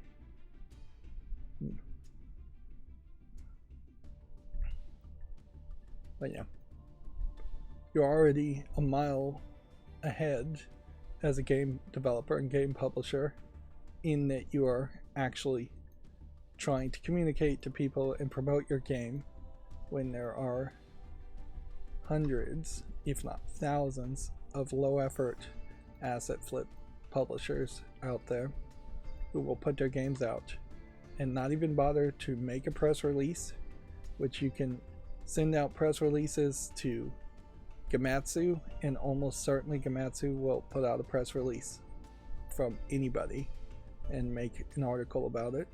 You can send out press releases to every other video game news site. You can send out press releases to the Associated Press and ask them the process to get it sent to other people. But yeah, you want a press release. With that press release, you want a press packet of screenshots. You want to be able to talk about what the release date is, if you have a release date, what platforms it's going to be on, what the price is, if you're going to know the price. But yeah, there's a lot of people that pay $100 to put their game on Steam via Steam Direct, and they do nothing more. And it really does make a lot of people wonder if they are just trying to lose money, trying to launder money for one reason or another. Let's see. I'm skipping a lot of what Prodigal Son says here. Let's see if I can catch up. Yeah. Yeah. The most important thing, I guess, Prodigal Son has said is people please review the game positively. You heard the man. Yeah. Appreciate the feedback and suggestions for taking you out of the normal things you are doing. Well, that's fine. Yeah. This is kind of the best point in these live streams for me to talk about anything, because all I am really doing is looking at the games that came out in the past couple of days and to make more YouTube shorts. you get a lot of games generally here that feel like they're things from games that would have very well sold in 2 or 3 decades past, but just don't stand up to modern scrutiny. And then you have, let's make a game that looks like a Minecraft game but won't have the 15 years of history behind it like Minecraft does. And we're increasingly seeing more visual novels. This one looks to be a Korean visual novel that is not supporting the English language, which definitely speaks to PC gaming becoming more popular in Korea and in Japan. We have also more Western visual novels.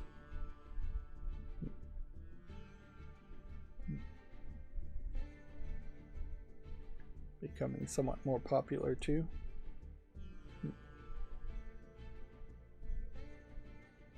Prodigal Son, keep up the good work. Gonna drop to handle some 9 to 5 tasks care. So seems like he's got some real work he's got to do.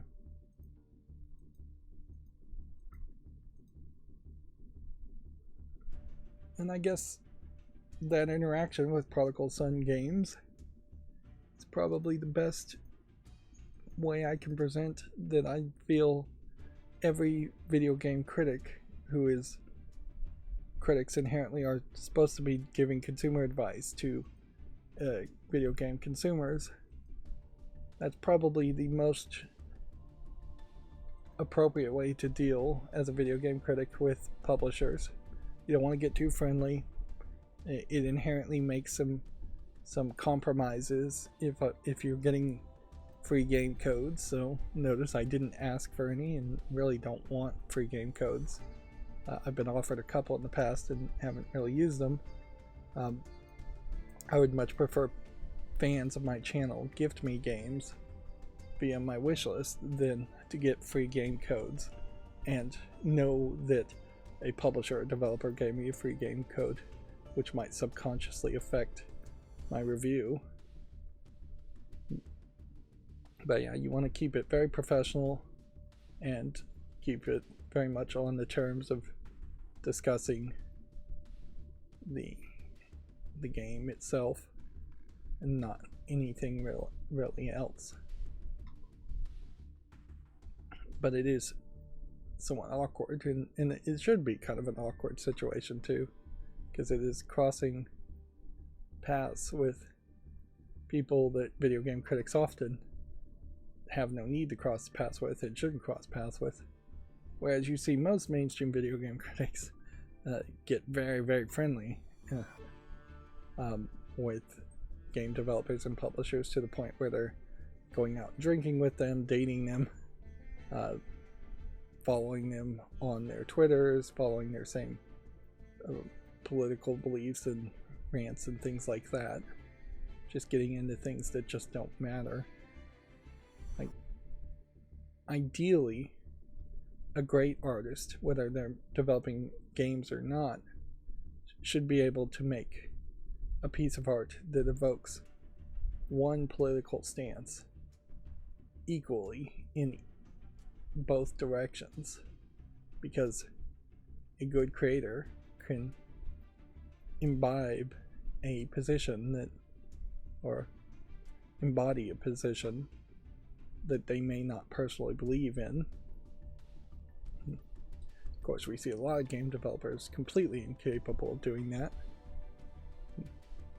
Yeah, if you told me that Ken Levine actually hated Ayn Rand and made BioShock, a game that in a crazy way celebrates Ayn Rand and libertarianism in general, which is the newest evolution of Ayn Rand, I would be shocked. But it certainly would speak to Ken Levine being a better creator if he could do that. On a certain level, I feel like BioShock does kind of highlight, in parts, how an Ayn Randian style city at the bottom of the sea was always going to be doomed for failure. But I'm not sure that Ken Levine, I think that's the person who made Bioshock. I may have the wrong name now that I think about it. Here we have one of these fake games that is all about just 3 different art styles of stolen art, I would suspect, from the internet. Maybe it was licensed properly, but I question it. Regardless, it doesn't matter. The actual game here is completely disconnected.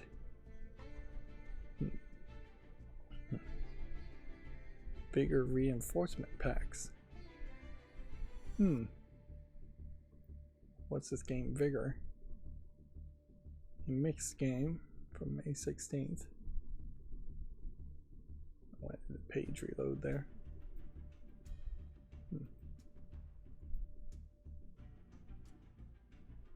Duplicate tab, probably. Doesn't look terrible, but it's not getting reviewed particularly well.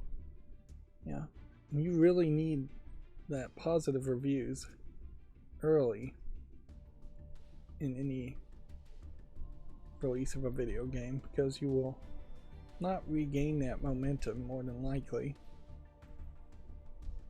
Open-ended programming puzzler.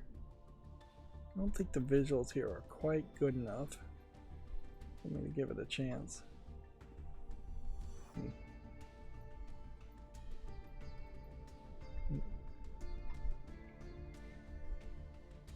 And yeah,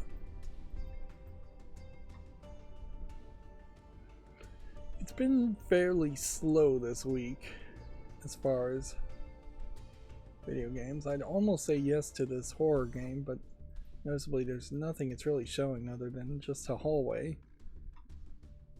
But yeah, fairly slow week as far as finding games that even for a second felt like they might be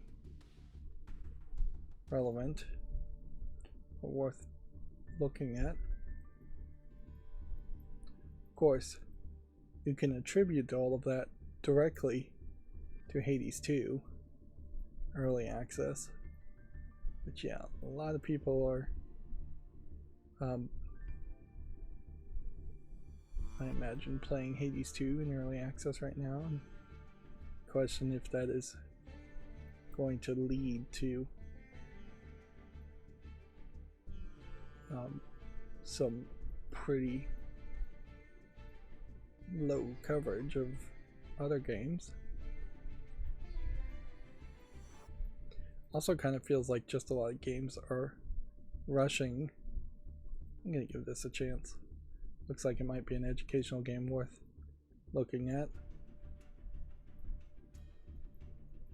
Yeah, some games might be rushing to come out and be released before a spring sale happens. Assuming that an actual spring sale will happen, it may jump directly into a summer sale. I'd almost say yes to this, but screenshots' lack of heads-up displays concerns me. So I'm gonna say no. I still am questioning.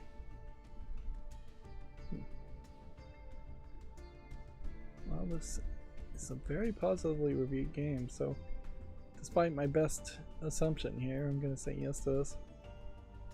Yeah, as I'm playing Fallout New Vegas, I'm questioning if maybe I could have enough motivation to play the Metro series after that, or Stalker series, one of 2 of those. I don't know, really. Every time I play an RPG game, it is taking up so much time. Ghost of Tsushima here is the big game for today, obviously. But if you'd played it on the PS5, you're not going to play it. And while it seemed like that, I thought this game was getting somewhat review bombed.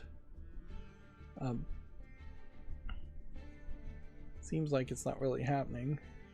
For online multiplayer, you do need the PlayStation Network. And inherently, PlayStation is trying to bring the PlayStation Network to PC, which is not a bad thing. It's just doing it in a very haphazardly bad way. No Steam Deck compatibility.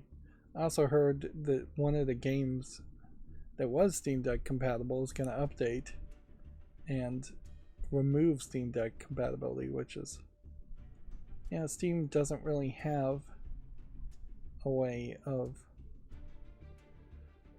punishing a developer or publisher for doing that.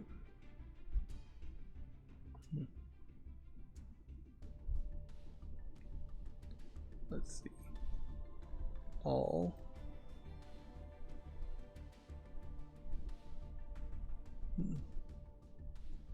Why do we not see a chart here?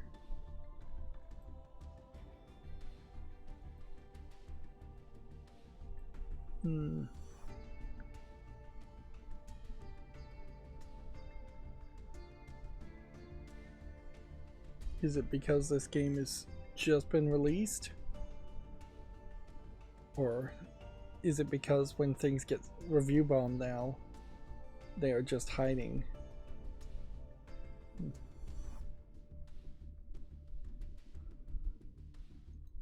see what the negative things are.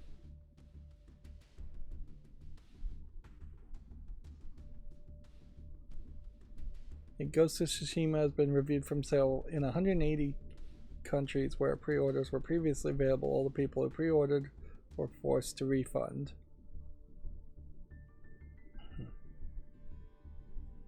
Yeah. So I guess what has happened here is that only a small fraction of people who are able to, I guess, VPN or buy an American version of the game were actually able to leave not recommended reviews, whereas everybody who had pre-ordered the game and then got kicked out of those 180 countries are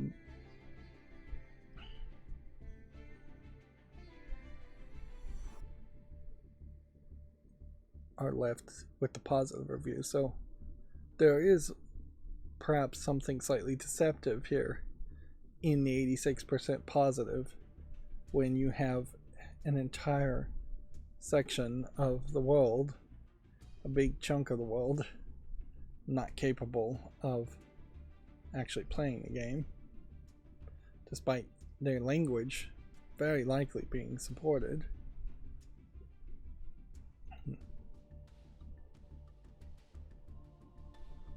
Well, if anything, I guess that probably makes Valve sit very comfortably that PlayStation really would never be able to just create a Valve Steam competitor.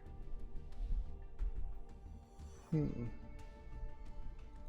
lot of these games I recognize, and they just have, I guess, all been released or reviewed at the same time. I wouldn't be surprised. Here you have a Balatro clone, which goes to show how long it takes to make a clone even. Doesn't look terrible. Yeah, I wouldn't be surprised if there are some things that are changing behind the scenes at Valve, as far as just having games with no release dates sit in their database forever. And I've very often in the past made the argument that a harsher punishment for putting an asset flip game on Steam should be implemented. Perhaps not being able to put a second game on the list might be a punishment if you, say, list a game and it doesn't sell for very long, very much. A lot of it, I think, would be fixed if they just charged $1,000 to list a game on Steam instead of $100. Anybody who can't afford $1,000 isn't going to be confident in their game to earn back that $1,000.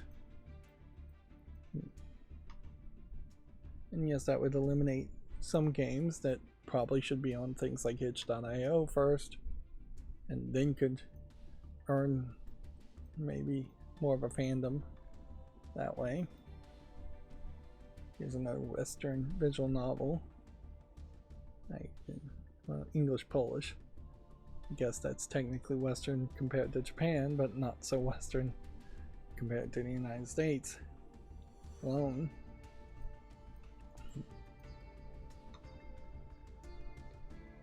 The other suggestion I've made, and it's probably a better suggestion, would be that Steam Direct people should be severely limited to releasing one game per month, which would still allow people to publish, single entities to publish 12 games per year.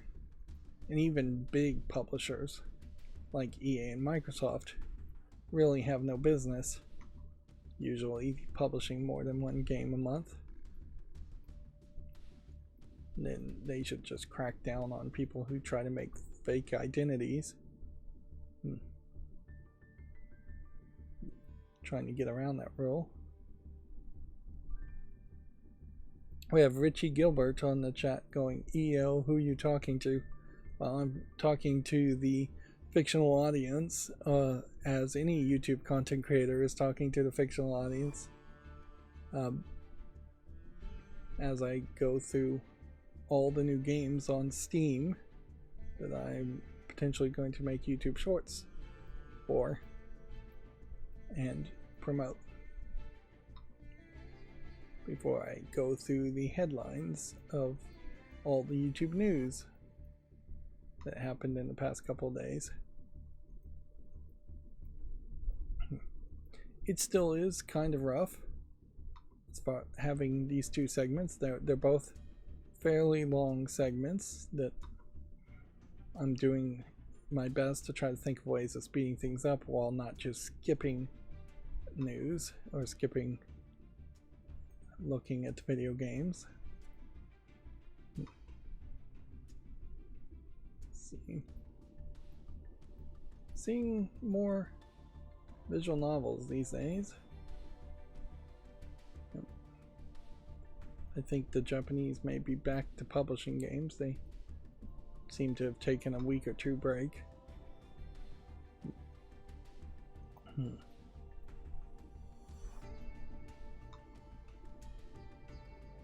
Yeah. But yeah, as far as controlling what is the massive deluge of games that come out on Steam, I think Steam Direct limiting individual entities, the human beings with social security numbers attached to them, effectively, or government ID numbers of some sort attached to them, down to one game per month would be the best, most fair solution. The ideal solution that most people would want is that somebody would actually look at all of these games and have an eye to reject what is absolute garbage that nobody is going to buy. But because Steam's algorithm, this looks like this might be an interesting visual novel text-based game.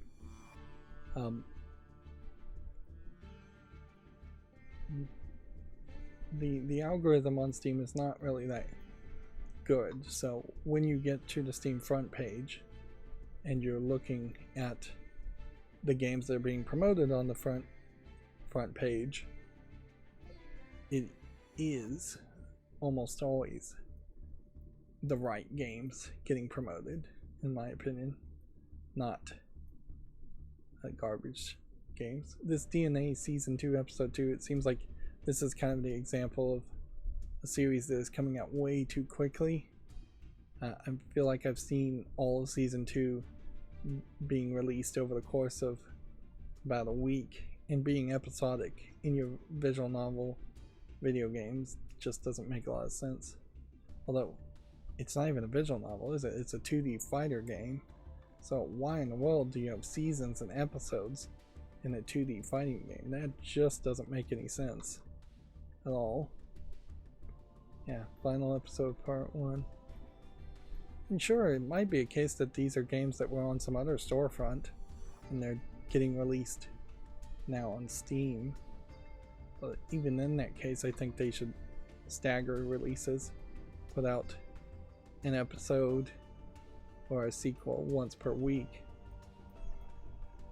The only time you would ever see any kind of game like this on the Steam front page is if you clicked on the discovery queue and then just look through the discovery queue. And even the discovery queue is a fairly broken system. Here we have another Japanese, weirder animated visual novel. But yeah, it's just not a really good system, the discovery queue. There's really not any reason why you would be motivated to look in the discovery queue when you have the entire catalog of Steam. It would be probably $20,000 to $30,000 worth of games that would have to be purchased before the front page started to look even slightly customized and unique to you. Otherwise, it is just going to be the top sellers, and whatever the top sellers are of your friends. The more friends you have on Steam, the better I imagine you might get suggestions, and the more games you play, the better you'll get as far as suggestions.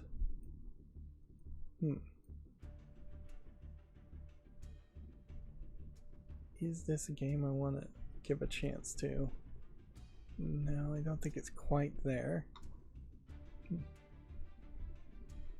So Richie Gilbert said, okay, bro, have a good day. Then he said, bro, so are you a game reviewer? Yes. What I do is live stream on Monday, Wednesday, and Friday, fairly inconsistently these days, in which I cover the video game news and look at the new games that come out on Steam, all the new games I can find that come out on Steam, and then I make YouTube shorts on them that are minute-long, automated, created things to highlight games that might be worth checking out. But on Monday through Friday, also, I have pre-recorded footage where it is not live, in which I play long plays of the games. So, right now, there is a platforming game called Never Alone. It's about native Eskimos culture, and those episodes are releasing every Monday through Friday at fairly consistent times. While I'm doing the long plays of these games, those games, I am talking and criticizing the game throughout the whole process. So those are my reviews, is a entire beginning to end long play of it.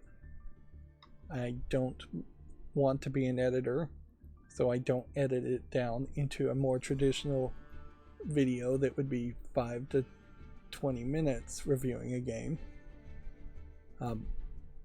But generally, I will summarize my opinions on a game at the very last episode in a series in the last 10 to 20 minutes. But yes, I am a video game critic.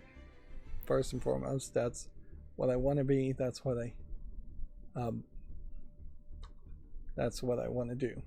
Unfortunately, YouTube's algorithm, not really happy with long players that review video games alone, and so it definitely has pushed me to do live streams, and I've found a way to make that work with me somewhat.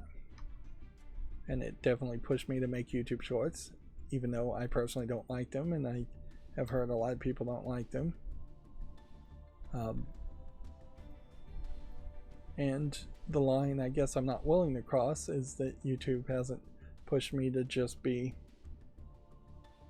a super high energy type reviewer that's more common, like PewDiePie might have been back in the day. And even at that, you take notice that most of the first generation major successes as far as gamers on YouTube, like PewDiePie, don't really play games anymore. They've very much been more about celebrating their own celebrity, or celebrating just a rich lifestyle, a successful lifestyle. Don't think I can say yes to this game. Not quite good enough. And I definitely can say no to a meme game. This is the kind of thing that would be like a mod to a Doom game. And it would just be a free mod somebody would make, not something you would see as its own separate game on Steam. By covering video game news, I do go more into the news than I really would like. I'd like to be, like most gamers, just very hands-off with the layoffs and the corporate structure nonsense and all the drama that often pops up around video game news. But it is relevant to at least cover it, and so I try to cover it, try to be good at covering it. I'm extremely long-winded when I'm playing the long plays and just constantly talking, so I imagine that irritates a lot of people too. There definitely is a subsection of audience on YouTube who has just been trained to want to turn off their audio completely and just watch somebody play the game, or just see no commentary gameplay things, which is not fair use at all.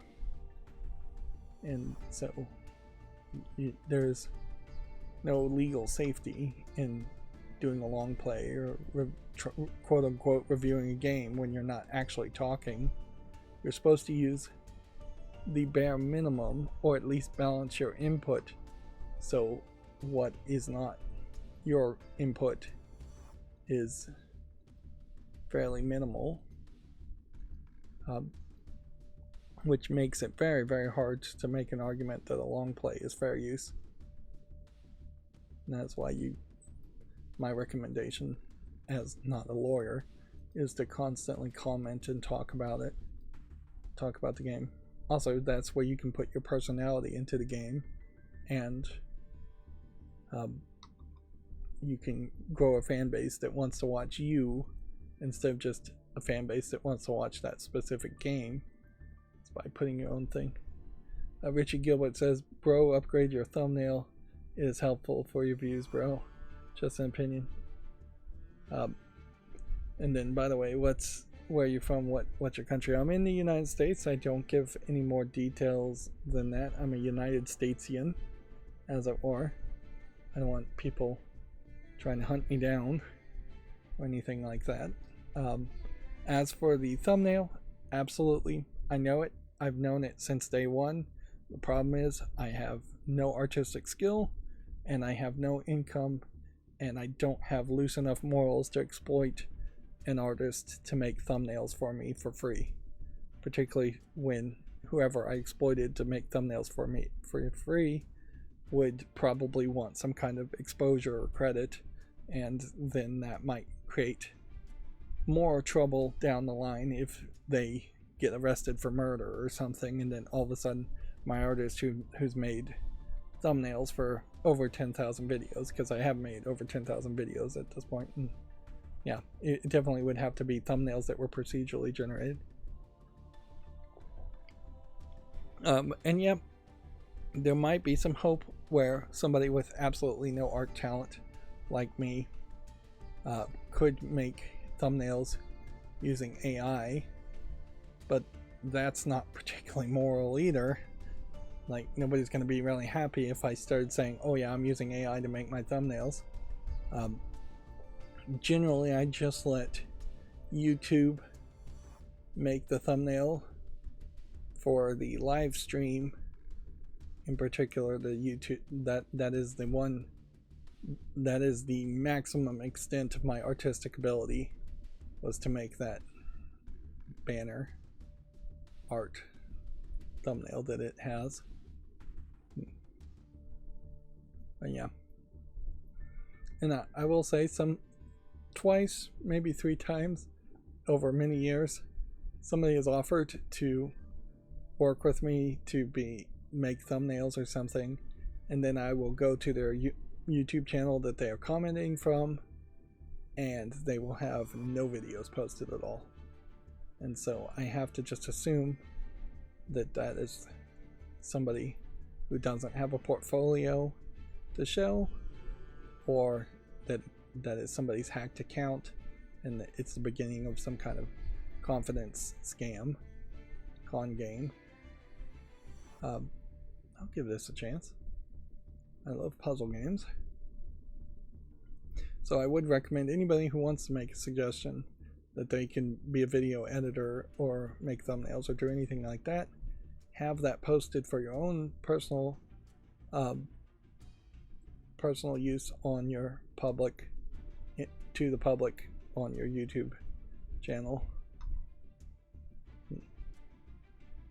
Yeah. But yeah. See, Richard Gilbert said, that's okay, I'm from Indonesia, bro. Nice to see you. I think that's okay if you're using AI for starting your YouTube channel. Well, inherently, my YouTube channel's been going for several years, so I don't have a lot of coverage there. I may very well, as most people I think are eventually just going to get worn down just because of competition, I may very well have to just say everybody else is using AI. YouTube is very much, I think, everybody is cheating to get views, everybody is cheating to get subscriptions as best as they can do it without getting caught. I don't think YouTube is really enforcing rules on everybody equally.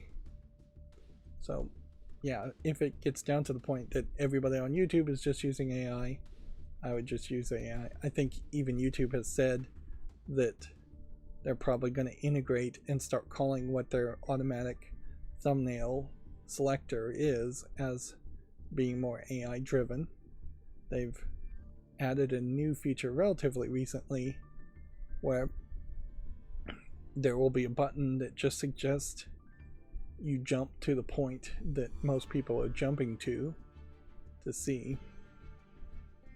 Am I gonna say yes to a virtual dating game? No, this looks very unfinished as a product and is claiming it has nudity in it, so that's gonna be a no.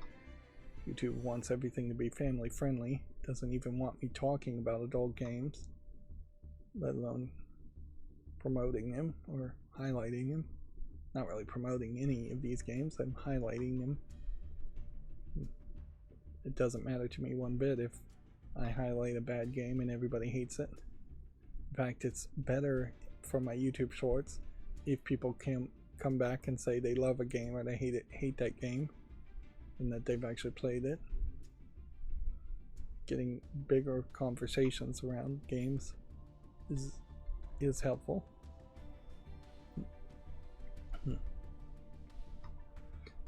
Inherently also, I just don't think AI is good enough to consistently make the same art style over and over again. I don't know how to manipulate it well enough to do that, so if I started making a thumbnail series of thumbnails for different episodes in a episodic series that I would cover one game on, since that's how I do it, like I try to run my YouTube channel very much like you would run primetime TV, that there would be 2 or 3 new shows every Monday through Friday airing at the same time every day, that you would just come back and watch them. Although inherently it's not really like primetime TV, because it's episode 1, 2, 3, and 4, and 5 of a series on Monday through Friday. It's not a different show on Monday and a different show on Tuesday, a different show on Wednesday, a different show on Thursday, a different show on Friday. Which that would be more accurate. So that took a while, but that was the end of all the games on Steam. Not too much to talk about. I do think Hades 2 and Ghost of Tsushima are very much the big stories. Now, let's look at SteamDB and see what the 24-hour peak has been for games lately. We should see Ghost of Tsushima jump up fairly high. Fallout 4 we're keeping an eye on, as it seems to go up and down. We should probably keep an eye out for Counter-Strike 2 also, because if Valve does release a new game called Deadlock, we may see a significant number of the players / bots, which you have to assume that about half of these players on Counter-Strike 2 are bots.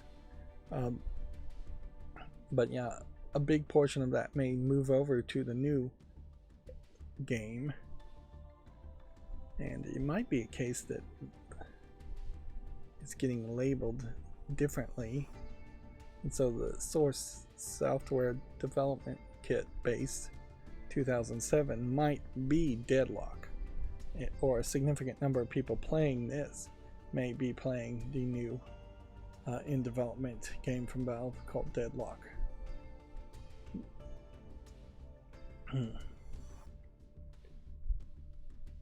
see, Monster Hunter World in the 23rd position. Ghost of Tsushima kind of low though, at 61,453 players in the last 24 hours, which is the only 24 hours it's been out.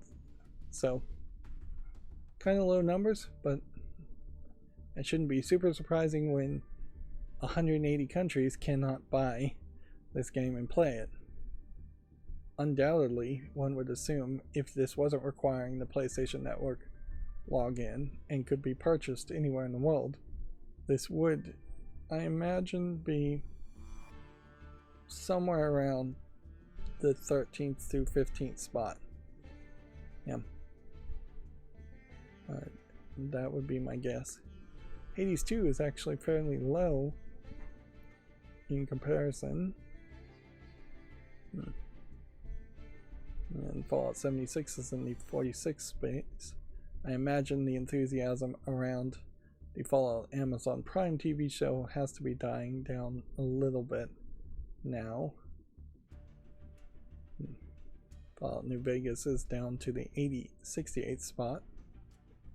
And it's still very interesting how your numbers really don't have to be that high. You just be in the 17,000 spot and you will make the top 10 games being played in any individual day on Steam. And then my chart, which tries to track the trends there more, seems to still be broken, so I forgot to work on that. So the last day after I changed it was 5/8, and there is some data that's being collected, but it is the wrong data from what it looks like for the chart, because the chart has just stopped. Yep, I need to work on that. I've always got some work. Richie Gilbert, bro, by the way, are you using TikTok? No, I am not using TikTok. I have no way in my head that I could use TikTok. I am way too bloviated in how I talk. I just go on forever making short, quippy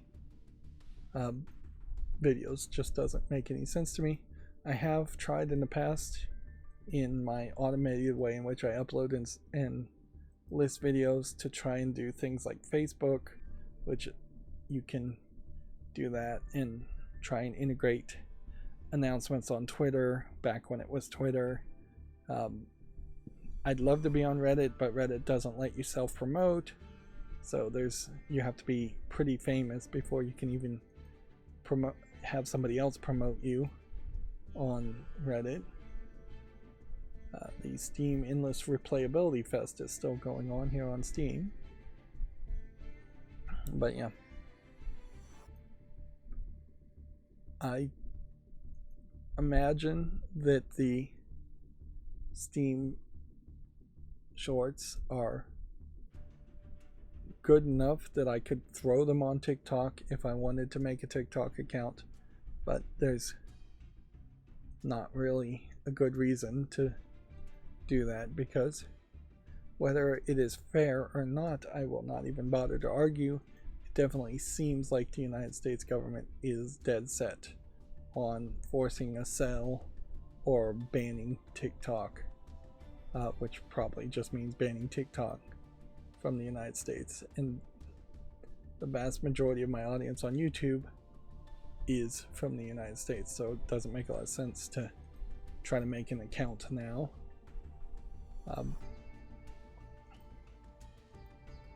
So yeah, I probably should have jumped on TikTok the first day I heard it, and I do try to keep an eye out for new services that might actually compete with YouTube or replace YouTube. I am streaming to Twitch also right now with no real success there. I definitely wish that Twitch had been much more of a success for gamer streamers instead of hot tub streamers, which is where all the success seems to actually happen on Twitch. There is also elements of monetization in that I really don't want to have my content or spending the energy putting my content on sites that are requiring millions of views to get pennies, which is just not realistic that you would ever get any money. I want at least a little bit of hope that I could maybe get some money before I die. And that is certainly why I started my YouTube channel, in part is that I was hoping at some point I would get monetized. At a small point, for a couple months I was monetized, and I was hoping that would give me a few pennies, a few dollars when I retired. But then they changed the requirements to be monetized on YouTube, and they went from having to have 100 subscribers to having to have 1,000 subscribers. Now I'm at 800 and some change subscribers. You also need like 4,000 watch hours, so I would need 3 or 4 times as many watch hours to be subscribed, or my YouTube shorts would have to get like 90 million views, which, yeah, that's not going to happen. I don't know if TikTok monetizes at all. If it does, it's going to be through a lot of views that I just don't believe for a second I'd actually see.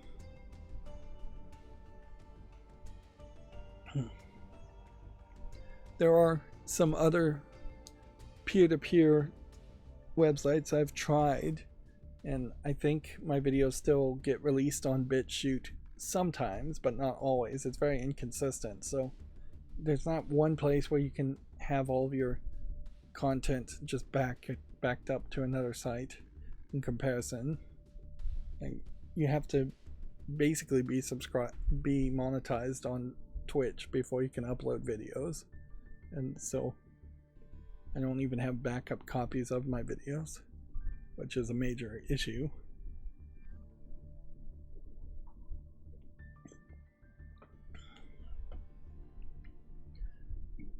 So yeah, there aren't any new sites or options. Like, people can't even find a news site they want to go to leave Twitter that works for everybody. Alright, well, now I'm going to focus in more on the headlines and then we'll wrap up. So, in the headlines, I just read the headlines of the news articles, and then I try to use a program to make clips from it after the fact. So, this is more talking automated wise and less commentary. So, Tingo says a physical version of the Hi-Fi Rush is still coming and a final patch is releasing today. Some of these stories are probably somewhat old. HBO releases the first official Last of Us Season 2 images. The Rockstar co-founder Dan Houser's new studio is making an open-world action-adventure game. Watch the Assassin's Creed Shadows reveal trailer at videogameschronicle.com. Assassin's Creed Shadows video offers a deep dive on its 2 playable characters.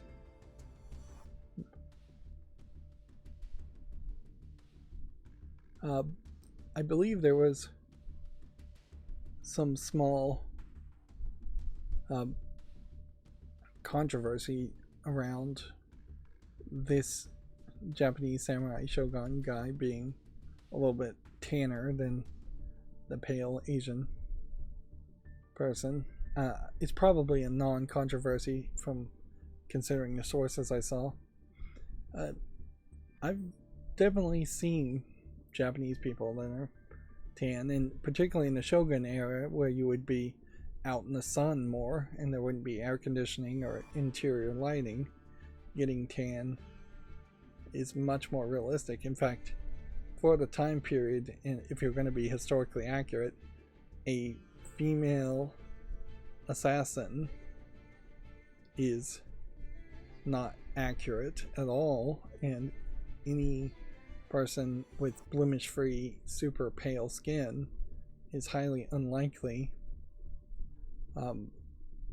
for that, at least that class and that type of person. You might have a super pale princess that with no blemish on their skin in a Japanese story. Ironically, I think there is a decent chance here that might as well just hit play here. There's a decent chance that after years and years of wanting the Assassin's Creed series to go into the Japanese ninja assassin realm, Ubisoft may just prove that they were never capable of doing that, depending on which team is actually working on it. Yeah, it seems to me like they may have a mixed race or African descendant of African descent character. While in many parts of the Shogun era, Japan was closed off, it's not completely unheard of that somebody would have been there from non-Asian descent. There might be some weirdness around that this is what this is the story Ubisoft decided to tell. But I personally think it's ridiculous to get outraged just based on a trailer when the game isn't out and we just have no idea what the story will even be.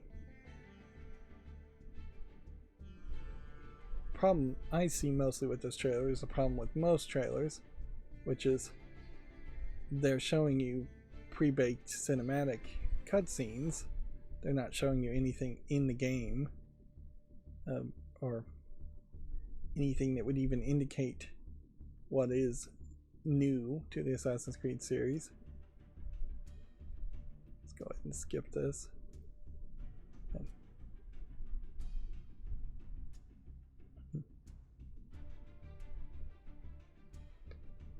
Yeah, I can't really say too much about the game from that. That's the first time I've seen that trailer. Probably shouldn't have bothered to watch it there. Yeah, Richie Gilbert also said a while ago, "You can do it. Keep it up. Boost your YouTube channel." Yeah. Yeah, I'm not willing to try and pay somebody to boost my YouTube channel because that's against the rules of YouTube, and it almost certainly isn't going to work because they are very good, I think, at finding fake views and fake subscribers. If I was going to do that, I should have done that when I first started my channels. Then there would have been a lot less to risk, but like I said, I have 10,000 videos and I don't want my channel deleted permanently. It's been deleted by accident twice already and then undeleted.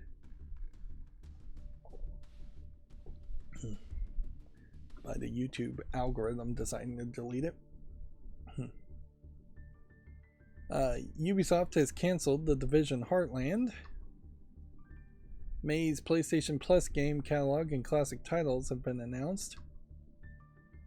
The physical version of Assassin's Creed Shadows requires an online connection to install. The update here says Ubisoft says the game will be playable offline following the online install, which is to inherently say they are just pushing the limits where every game from Ubisoft should going forward be assumed to be unfinished, and buying a physical edition of a game does not in any way guarantee you can actually play the game. The digital Xbox 360 games are being discounted ahead of the store being closed, which isn't really a good discount in most cases. The Epic Game Store will reportedly offer 4 free AAA games over the next month. Oh yeah, I guess it is worth pointing out that there almost certainly are cheaper ways you could get Xbox 360 games. A library in the United States is definitely going to be an option there, but just going to a used game store like GameStop, you could probably buy every single game you would get on the online store and have a physical version that would work even if the servers are down. There's not really any indication I've seen that says if Xbox shut down all the servers to the Xbox 360, I think the games would still work. I don't think there's that level of DRM in such an old technology. The same cannot be said for the Xbox One or the PlayStation 4 or the PlayStation 5 or the Xbox Series X or Series S. I suspect if every single server for those consoles were shut down, there is a chance that games would not be playable. Xbox 360s are fairly hackable and have been for years, so there is also that aspect that if for some reason games stopped being playable on Xbox 360s, you could hack it to at least play different games. The update to this headline I just noticed is that Dragon Age Inquisition Game of Year Edition is now free to claim. Unfortunately, Epic Game Store has stopped working for me for one reason or another. Either my ad blocker or something else is interfering with it. I ran into an app on my cell phone to connect, well, I'll just say the ratio irrigation system, no reason to keep it secret. And to connect that to the Wi-Fi, it tells you to turn on airplane mode on your phone, then turn on the Wi-Fi. So just completely blocking any cell phone connection. And you really have to do it for it to work. It's kind of crazy. I've never seen another app really require that, just to directly connect to a device to then give it Wi-Fi credentials. And I have a lot of smart devices I've worked with and have installed, and the ratio is very weird on that one. Of course, I have the ratio 3, not the 3 Plus, so they may have just upgraded that in the most recent version. Anyways, that doesn't have anything to do with video games. Microsoft has revealed the new Proteus accessibility controller for Xbox. It's important to still point out that Proteus is not made by Microsoft. They just put out a press release talking about it. PS2 Star Wars: The Clone Wars is seemingly coming to PlayStation Plus in June. This might very well be the first PS2 game that's being emulated for PlayStation Plus. That would be PS4 and PS5. There is some rumors that this is going to happen more. I don't think it would be too hard to emulate PlayStation 1 and PlayStation 2 games on a PS4 or 5, but it would be almost impossible to emulate PS3 games. You look at this screenshot and it's a good reminder of what the level of quality as far as visuals are concerned, at least, of a PS2 game would be.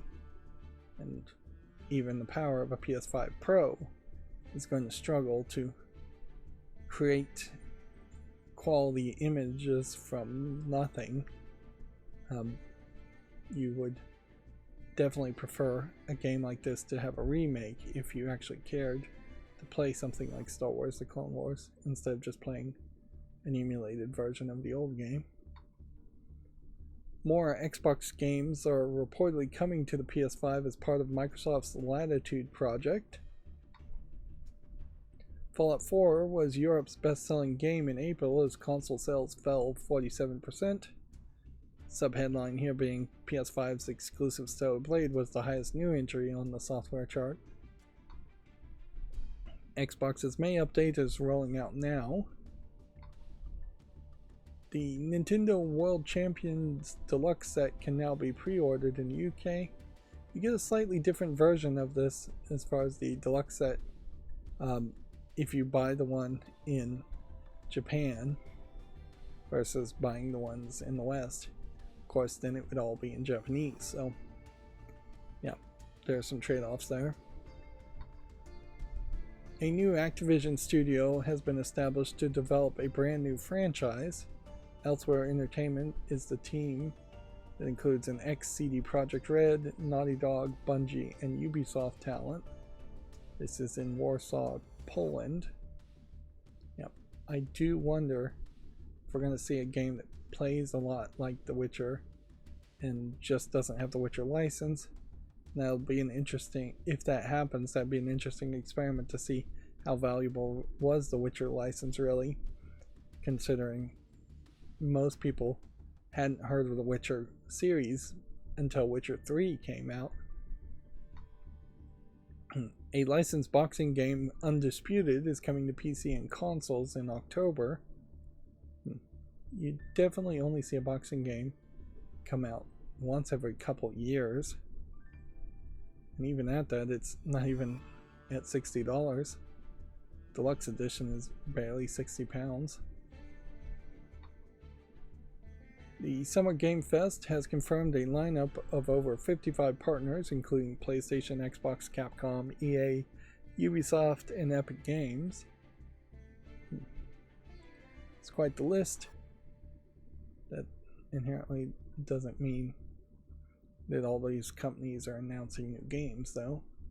It may very well just be running advertisements for old games, or sales possibly for old games. Friday the 13th villain Jason Voorhees is set to appear in more games. This is from the Jason universe, which is owned by the original producer of the original movie. It is not seemingly involving Warner Brothers, who owns the worldwide franchise rights. The original producer owns the domestic US domestic rights to the first movie and probably the appearance of Jason Voorhees, I would speculate, from the first movie. The rights seem to still be in question, so I wouldn't put a lot of faith in the Jason universe actually being able to do anything interesting with Jason Voorhees just because of the legal issues. On top of that, I don't have a lot of faith that you can make Jason Voorhees that interesting of a character anyways. Grand Theft Auto 6 will be released in the fall of 2025. GTA 5 has surpassed 200 million copies sold according to Take-Two. Then 2K, not to be confused with Take-Two, is going to reveal a sequel to a quote biggest and most beloved franchise, one of its biggest and most beloved franchise next month. They've already kind of confirmed that a Mafia game was in development and a new BioShock game is in development. So it's either one of those two or something newer, something else. Take-Two also has said that its canceled games weren't core franchise titles. They dropped 12 titles, apparently. Take-Two CEO claims it didn't close the private division Studio Roll 7 and Intercept Games, which I guess maybe there was a rumor that they were closed, or they're saying that Private Division themselves closed the studios and Take-Two, the parent company, didn't do it. But the publisher says it hasn't provided any additional color, spelled with U, because this is a UK-based website, videogameschronicle.com is.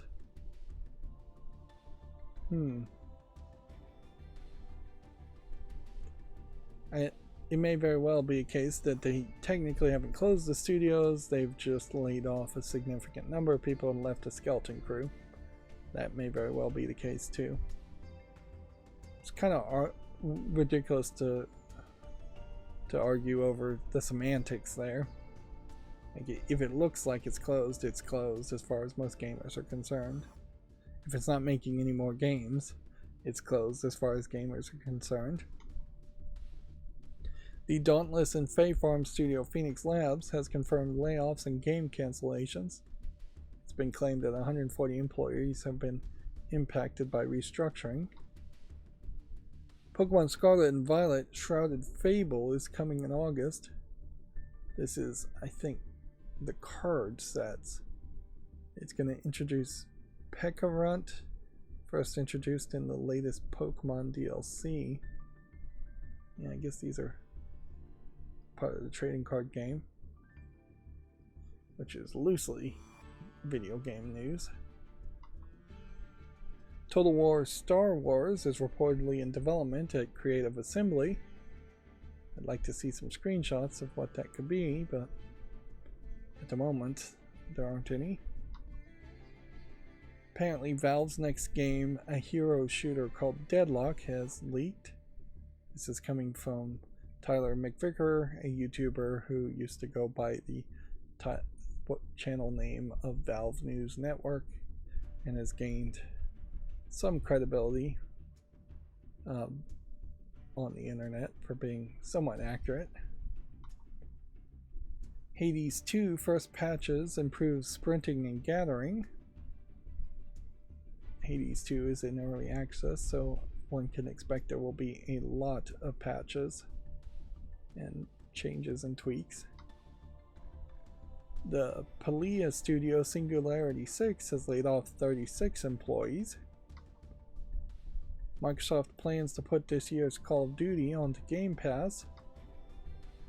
Redfall is going to receive a final update that will add offline play.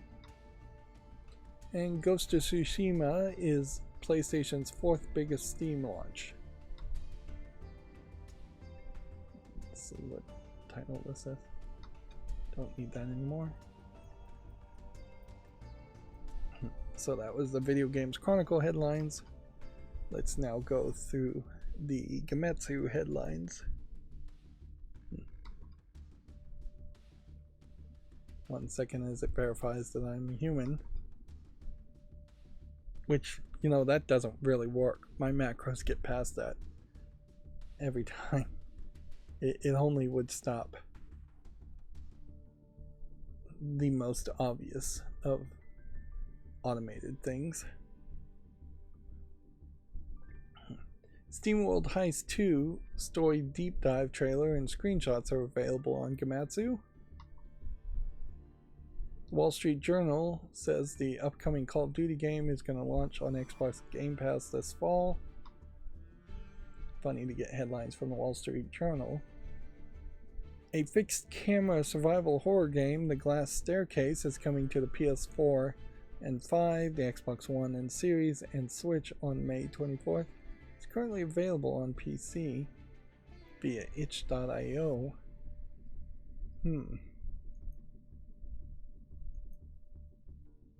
So it does have some of the vibe of like an early PS1, PS2 horror game. Like the original Resident Evil had fixed cameras.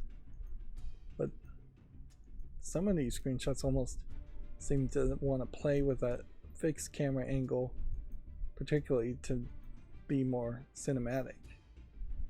Like, this is a odd fixed camera angle, for instance, just to show a table and a pill. Generally, though, I do feel like I want to see games inspired by old games, not games trying to look like old games or play like old games. Being limited to a fixed camera angle was never something people loved in video games. I also have to kind of applaud this art style, in that you have these cool looking monsters that don't just look like generic zombies as much, and you have a different looking protagonist and kind of a different looking image. This all feels inspired by what would have been a like 1960s horror movie type experience, from the font, from the fog, from the creature designs, from the costume. It all feels inspired from an older generation. Cygames has established Cygames Singapore as a new studio, makers of Grand Blue Fantasy and also Shadowverse collectible card game, if you know that. Grand Blue Fantasy Versus Rising DLC character Beatrix launches May 23rd. Which, you know, I wish I could read a headline without stuttering. The Quintessential Quintuplets, Memories of a Quintessential Summer and 5 Memories Spent with You, launch May 23rd in the West for the PS4, Switch, and PS5. Noticeably not for the PS5, because why make a PS5 version of a double pack of visual novels based off of an anime series, very likely based off of a manga series. It is coming to PC. Do we have a Steam link? Though, no. It may not be coming to Steam. Although, I would imagine it would be. Steam's not that picky. The general idea of the Quintessential Quintuplets is the main male protagonist is going to fall in love with one of the 5 quintuplet sisters. That there's kind of a relationship management experience happening otherwise.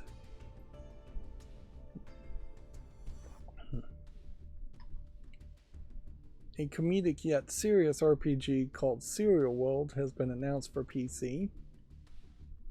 This does have a Steam link. Let's see what this looks like.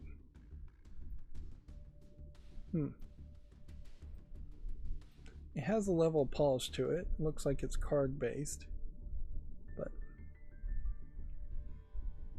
there's no guarantee that it has enough cards or enough gameplay content to keep people's attention. But for the moment, I will make a YouTube short on it and put it on the follow list to follow it. The next iteration of one of 2K's biggest and most beloved franchise is going to be announced at the Summer Games Fest of 2024. So it definitely feels like 2K is looking to gain most of the attention at the Summer Games Fest. But the Summer Games Fest highlights the problem of having a big event with 22 different vendors and publishers, is that there are going to be so many small announcements. Even if 2K has one huge announcement, everything is going to just compete for people's attention, when smaller announcements of 2 or 3 games spread out over many different weeks is almost certainly a wiser way to promote or advertise games. Unless, of course, you're trying to give yourself cover and you're going to announce 5 games because you know you're going to end up canceling 3 of them. And that's a terrible way to run your business and promote games. To waste money promoting something that you know you're going to potentially cancel would be crazy. Grand Theft Auto 6 launches in the fall of 2025. Kyoku Tiger Heli Teo Plan Game Garage is now available in North America. I would assume that this is some old shoot 'em up game. Yep, it is actually a collection of old shoot 'em up games. I don't recognize them though. PlayStation Store and Nintendo eShop only. Phoenix Labs lays off over 100 staff and cancels all upcoming projects. The studio is going to focus on serving Dauntless and Fae Farm communities going forward. Dave the Diver has a free DLC Godzilla launching May 23rd. The DLC called Godzilla, which uniquely appropriate way to use Godzilla compared to so many other times we see Godzilla used.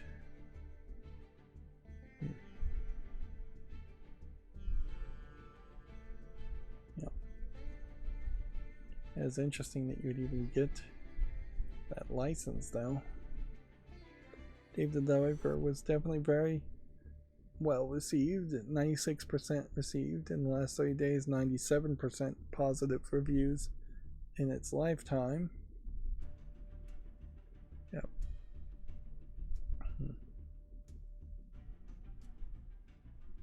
But there is certainly a point where even if something is received extremely well, it only gets its 15 minutes of fame.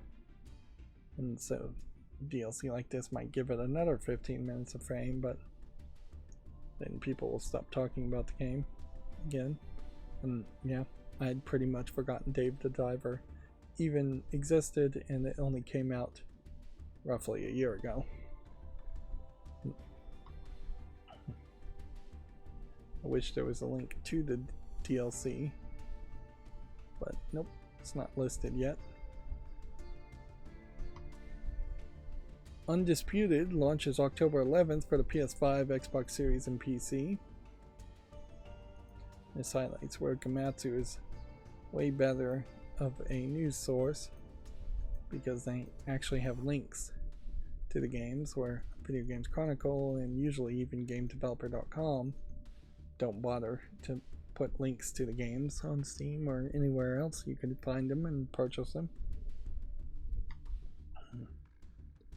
Pocket Bravery developer Statera Studio announces a 2D platformer fighter called Shield Strike for PC.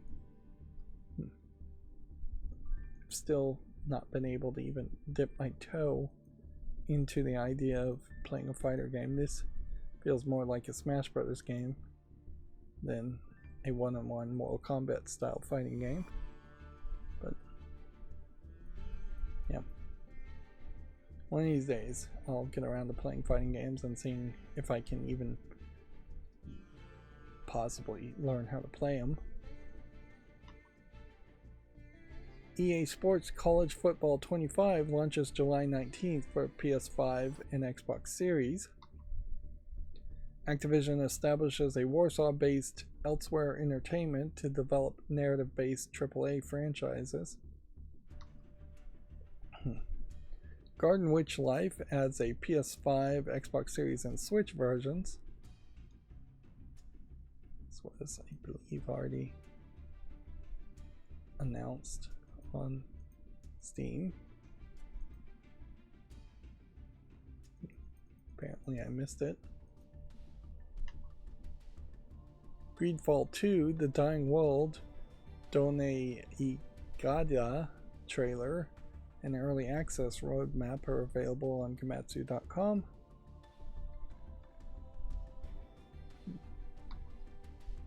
Super Monkey Ball Banana Rumble details its playable characters and customizations.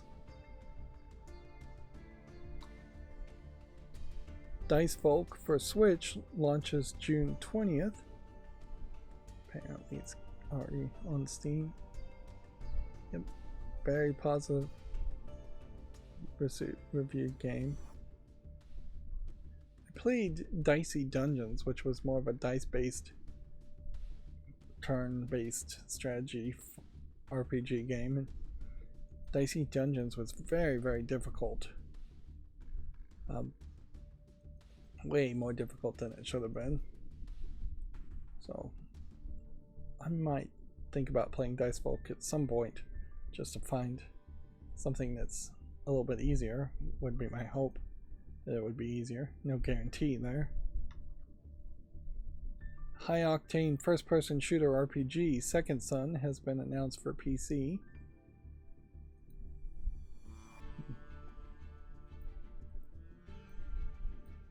Okay.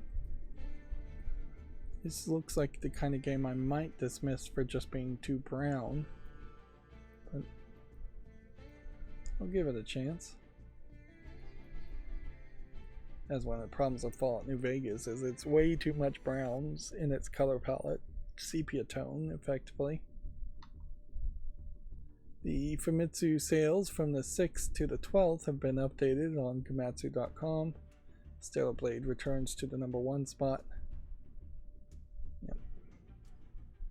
Nintendo Switch still dominating in software and hardware sales like crazy.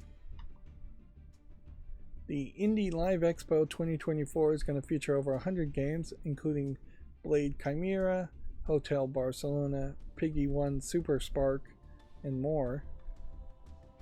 So apparently this is yet another event showcasing games. That feels like just about the right number of games to highlight in an event. And Hotel Barcelona from Suda 51 and Swery 65, maker of the Deadly Premonition series, working together. That should be a game that will be very weird and people will be very excited about. Horizon Chase 2 for the PS4 and 5 and the Xbox One and Series launches May 30th. It's currently already available for Switch and PC. Epic Games Store exclusive from the looks of it. Core Keeper launches August 27th. It's currently in early access for PC. There is a point, I think, where PC gamers would like to stop being the guinea pigs of games. Getting early access to the game, sure, is nice, but if you're getting early access to a buggy version of the game, that's not really that nice. That's a major reason why I don't play early access games. Tokyo Game Show 2024 main visuals have been unveiled, which doesn't really mean much. The main visuals for the Tokyo Game Show are all fairly generic things that might be animated by a somewhat famous animating team, but the main things you would take from it are like button layouts. Here you have a toy gun with some buttons on the side, and that's not what we're really looking for. We're looking for controller layouts. Like here's one. Here you have what looks more like an Xbox controller in that you have ABXY buttons and a single analog stick. You're not seeing two analog sticks like you would on a PlayStation controller. And that has been the trend very much, in that there has not been any real pro PlayStation layouts on these fictional controllers. That being said, this character is wearing a VR headset, and they are holding some kind of controllers that look kind of like the PlayStation VR controllers. This is very much an Xbox layout. D-pad on the bottom, analog stick for the right stick, ABXY, maybe an analog stick here. Which is kind of funny. It's not like Xbox actually sells at all in Japan, and they're still using those layouts. You're definitely not seeing Joy-Cons either in the art and the layout. So there's not too much you really should take from any of this art, other than maybe they think VR might be a big deal this year. Probably not, though. I keep expecting every year to see the Tokyo Game Show have more relevance, but it doesn't seem to me like anything new gets announced. Even new Japanese games don't seem to get announced at the Tokyo Game Show. Seems very much like those games get announced more at PlayStation Directs. Now, maybe things are changing, and maybe we will see more announcements at Tokyo Game Show, but I bet this won't be the year in which things change. This is also worth mentioning that the illustrator is Kuka, and this is the 5th consecutive year the illustrator has been hired to draw the art. The Japanese love their animation, they love their anime, they love their moe and kawaii art styles of anime girls in particular, and they love mascots. So this kind of art style very much appeals to the Japanese audience, and it very much highlights why the Xbox doesn't sell well in Japan. First of all, it's a US company, so there is just a matter of patriotism to buy Sony and Nintendo first, but there is no mascot for the Xbox at all, not even in Japan. There is no logo. There is no cutesy anime style skins for an Xbox console. And it really would just be a matter of changing the box art and maybe putting a D skin on the Xbox, and you could sell 3 times as many. Just having custom commercials that would target and speak to the Japanese audience would be very helpful. Ironically, the color white represents death somewhat in Japan, whereas the color black more represents death in the West. And yet, the pure white PS5 seems to not suffer one bit from that issue, and the pure black Xbox doesn't sell in Japan. And the Xbox Series S is pure white in its style anyway, so if there was a color palette issue, you could get around it, certainly. But yeah, it's almost certainly 85% they don't make commercials, they don't promote it, they don't hire and make games for the Xbox that would appeal to the audience. Dragon Quest does not release on day one on an Xbox in Japan. Final Fantasy games don't release on day one on an Xbox in Japan. If you got both of those games to be released on Xboxes in Japan, you would see a ton of more sales. Nintendo games obviously not going to be on the Xbox, so you're always going to suffer that. But yeah, they have really failed to make the Xbox succeed. I went in a little bit of a rant there. That has very little to do with the Tokyo Game Show. But yeah, I still every year hope the Tokyo Game Show would have more exciting announcements.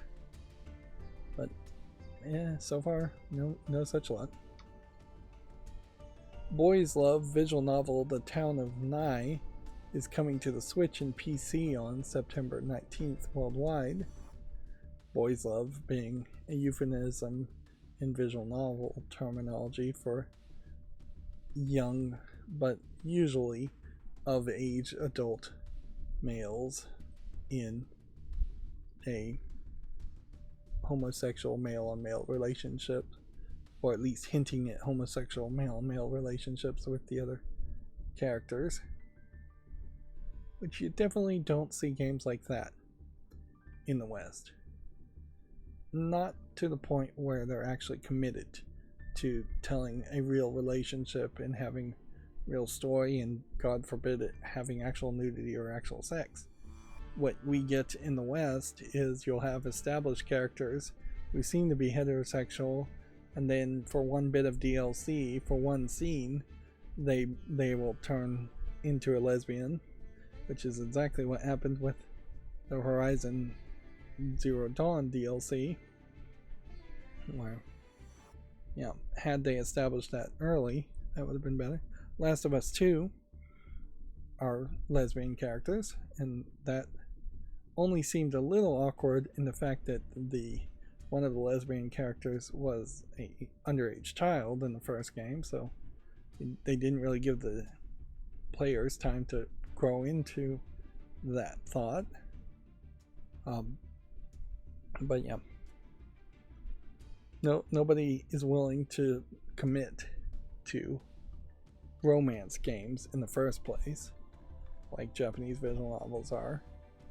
And then on top of that, Western developers are not really willing to commit to depictions of realistic gay or LGBTQ plus interactions. They're only willing to exoticize it, which is at this point probably not helping a pro LGBTQ plus movement to exoticize it and have token characters and tokenism in general.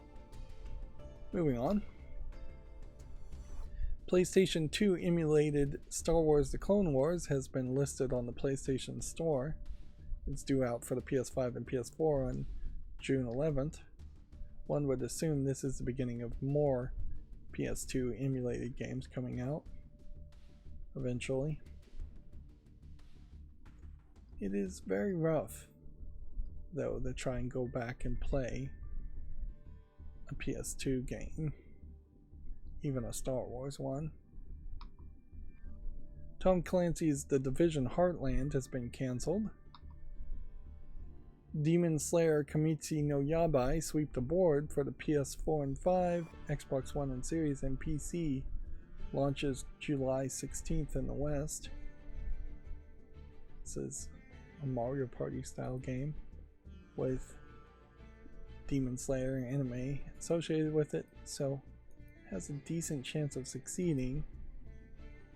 I believe I've seen like 3 games on slickdeals.net that have been free on Steam.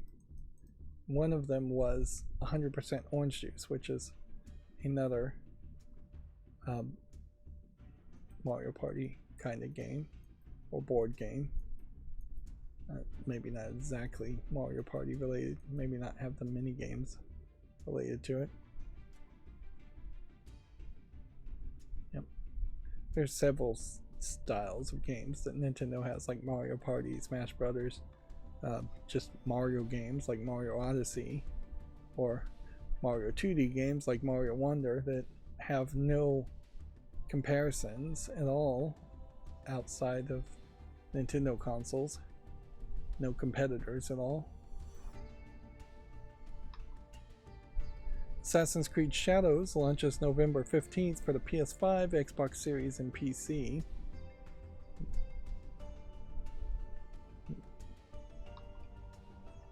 PlayStation Plus Game Catalog and Classics Catalog lineup for May 2024 has been announced. Let's see. I think we probably already covered the list of games here in previous streams, so I'll just leave it at that. And then that is going to bring us to the GameDeveloper.com headlines, and then we will be done with today's stream. Phoenix Lab lays off its staff, canceled games in a major restructuring. Ubisoft wants to extract more cash from a 120 billion live service market. The objective is to expand our footprint in the dynamic market, is how they're phrasing that. At a certain level, Ubisoft probably is not making as much money as they should for as big of a company as they are. But a big part of the problem there is that they've wasted a ton of money making a pirate game which nobody seems to really care about, and they've focused too heavily on the Assassin's Creed series. Ubisoft in a previous decade would have been very well known for experimenting and having one-off games, and they don't want to go back to that. They want big open world games like the new way Assassin's Creed games are made and live service games. Ubisoft definitely feels like it is on its last decade of life, and that it will just fall apart as soon as the CEO decides to retire, or as soon as it just has enough failure back to back. It may also be sitting on a pile of cash, and it is also just likely to get a lot of government assistance. If Ubisoft went bankrupt, France wouldn't have a major video game company that they could point to, and I don't think the French government wants that to happen.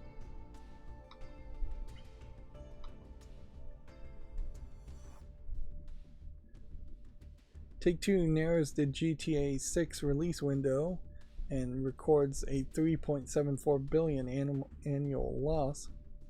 I'm sure they're not happy about that loss. Let's see. An update here says Palia Studio Singularity 6 confirms that 36 workers have been laid off. Studio Wildcard says the layoff of 6 developers will not impact development schedule. EA is diverting 100% of the Immortals of Avium net sales revenue to Ascendant Studios, which that's not gross sales, so you could definitely manipulate the accounting there. With Immortals of Avium hitting EA Play and Xbox Game Pass, EA is passing all the net sales revenue to its developer, trying to do a good thing, I imagine here. Meanwhile, I feel like the developer had to do some layoffs or something else. Feels like EA as a publisher is trying to save some face and perhaps keep Immortals of Avium from completely going bankrupt, to keep them around to work on the game some more.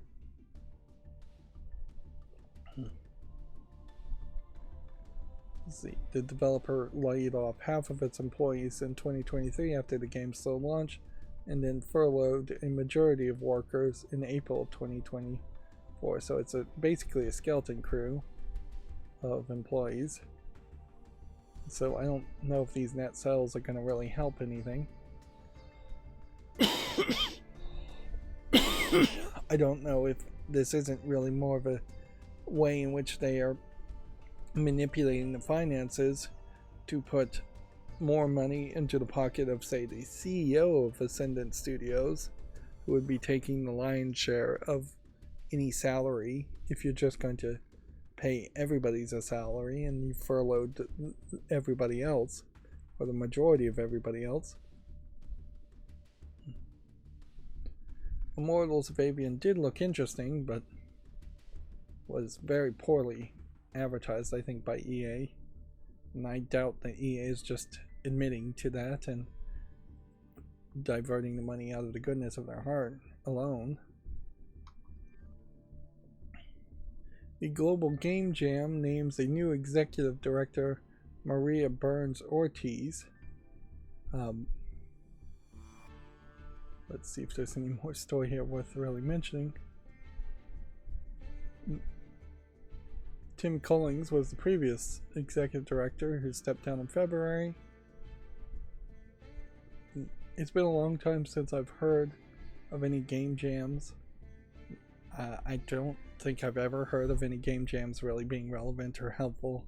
They are very much socializing events for moderately successful game developers to rub elbows with slightly more successful game developers.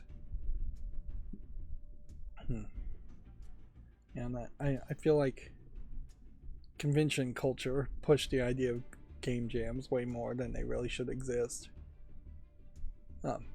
If anything, you'd think some of the conferences like PAX would do well to have a game jam in just a different wing of the same convention center at the same time, and have developers and gamers at the same place at the same time, so they could perhaps interact with each other a little bit more. But I bet a lot of game developers don't want to do that, particularly when they're in the process of trying to create a game in 20 to 48 hours, which is a stupid thing to do and really just a waste of time. Not going to make a good game in 20 to 48 hours. Moving on. Activision opens a new studio elsewhere to develop a AAA franchise. Remedy's CFO, Terhi Kaupi, is departing the studio. The Alan Wake and Control developer is currently searching for a replacement. Chief Financial Officer leaving a company may not be that big of a deal, but it might also highlight that there might be something wrong with the financials.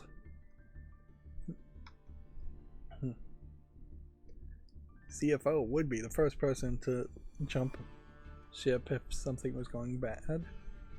Payday 3 Rescue Mission Operation Medic Bag will prioritize new features over DLC. Manor Lords has sold over 2 million copies in under 3 weeks. And a drag-themed fighting game called Drag Her ends development. A promising game cashing in on the growing enthusiasm for drag performers couldn't find the necessary funding. Inherently, I don't know if there's that much growing enthusiasm for drag performers, and a fighting game for drag people is perhaps not really in demand. And there is a danger here that this is just somebody that tried to make a game because they thought it was funny, and this was more of a troll game than a honest assessment or an honest game trying to actually appeal to fans of drag performers. Like, drag performers just don't fight in the real world. That's not what they do as part of their performance. They are human beings, and I imagine they do get angry and fight in as much as anybody else does, but a drag performer is showing off their skill in doing their unique hair and makeup styles, not trying to pass as actual females, but trying to do what is an involved, inspired fashion art style and a lot of them perform, usually singing, maybe a little dancing, maybe even a little poetry, spoken word stuff. Fighting is just not within that realm. Plenty of men in drag have major fear of being assaulted, gay bashed. So a fighting game like that, I just don't think really makes sense. Seems like the Kickstarter money is probably going to disappear. It's just too extreme, frankly, and just not the kind of game you would want to make using drag characters. That the better thing to do would be a visual novel, or maybe even a singing game, or just try to make more custom characters that could be in other games, mods for other games. Even a fashion dress-up game would make more sense. Just a dress-up doll game with drag characters would make more sense than a fighting game. Even the pun name, Drag Her, doesn't really make a lot of sense.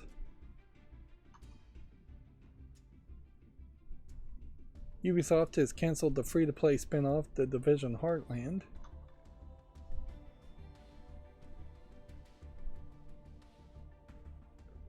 Ubisoft's headcount declined by 1,700 on the path to its highest net bookings ever.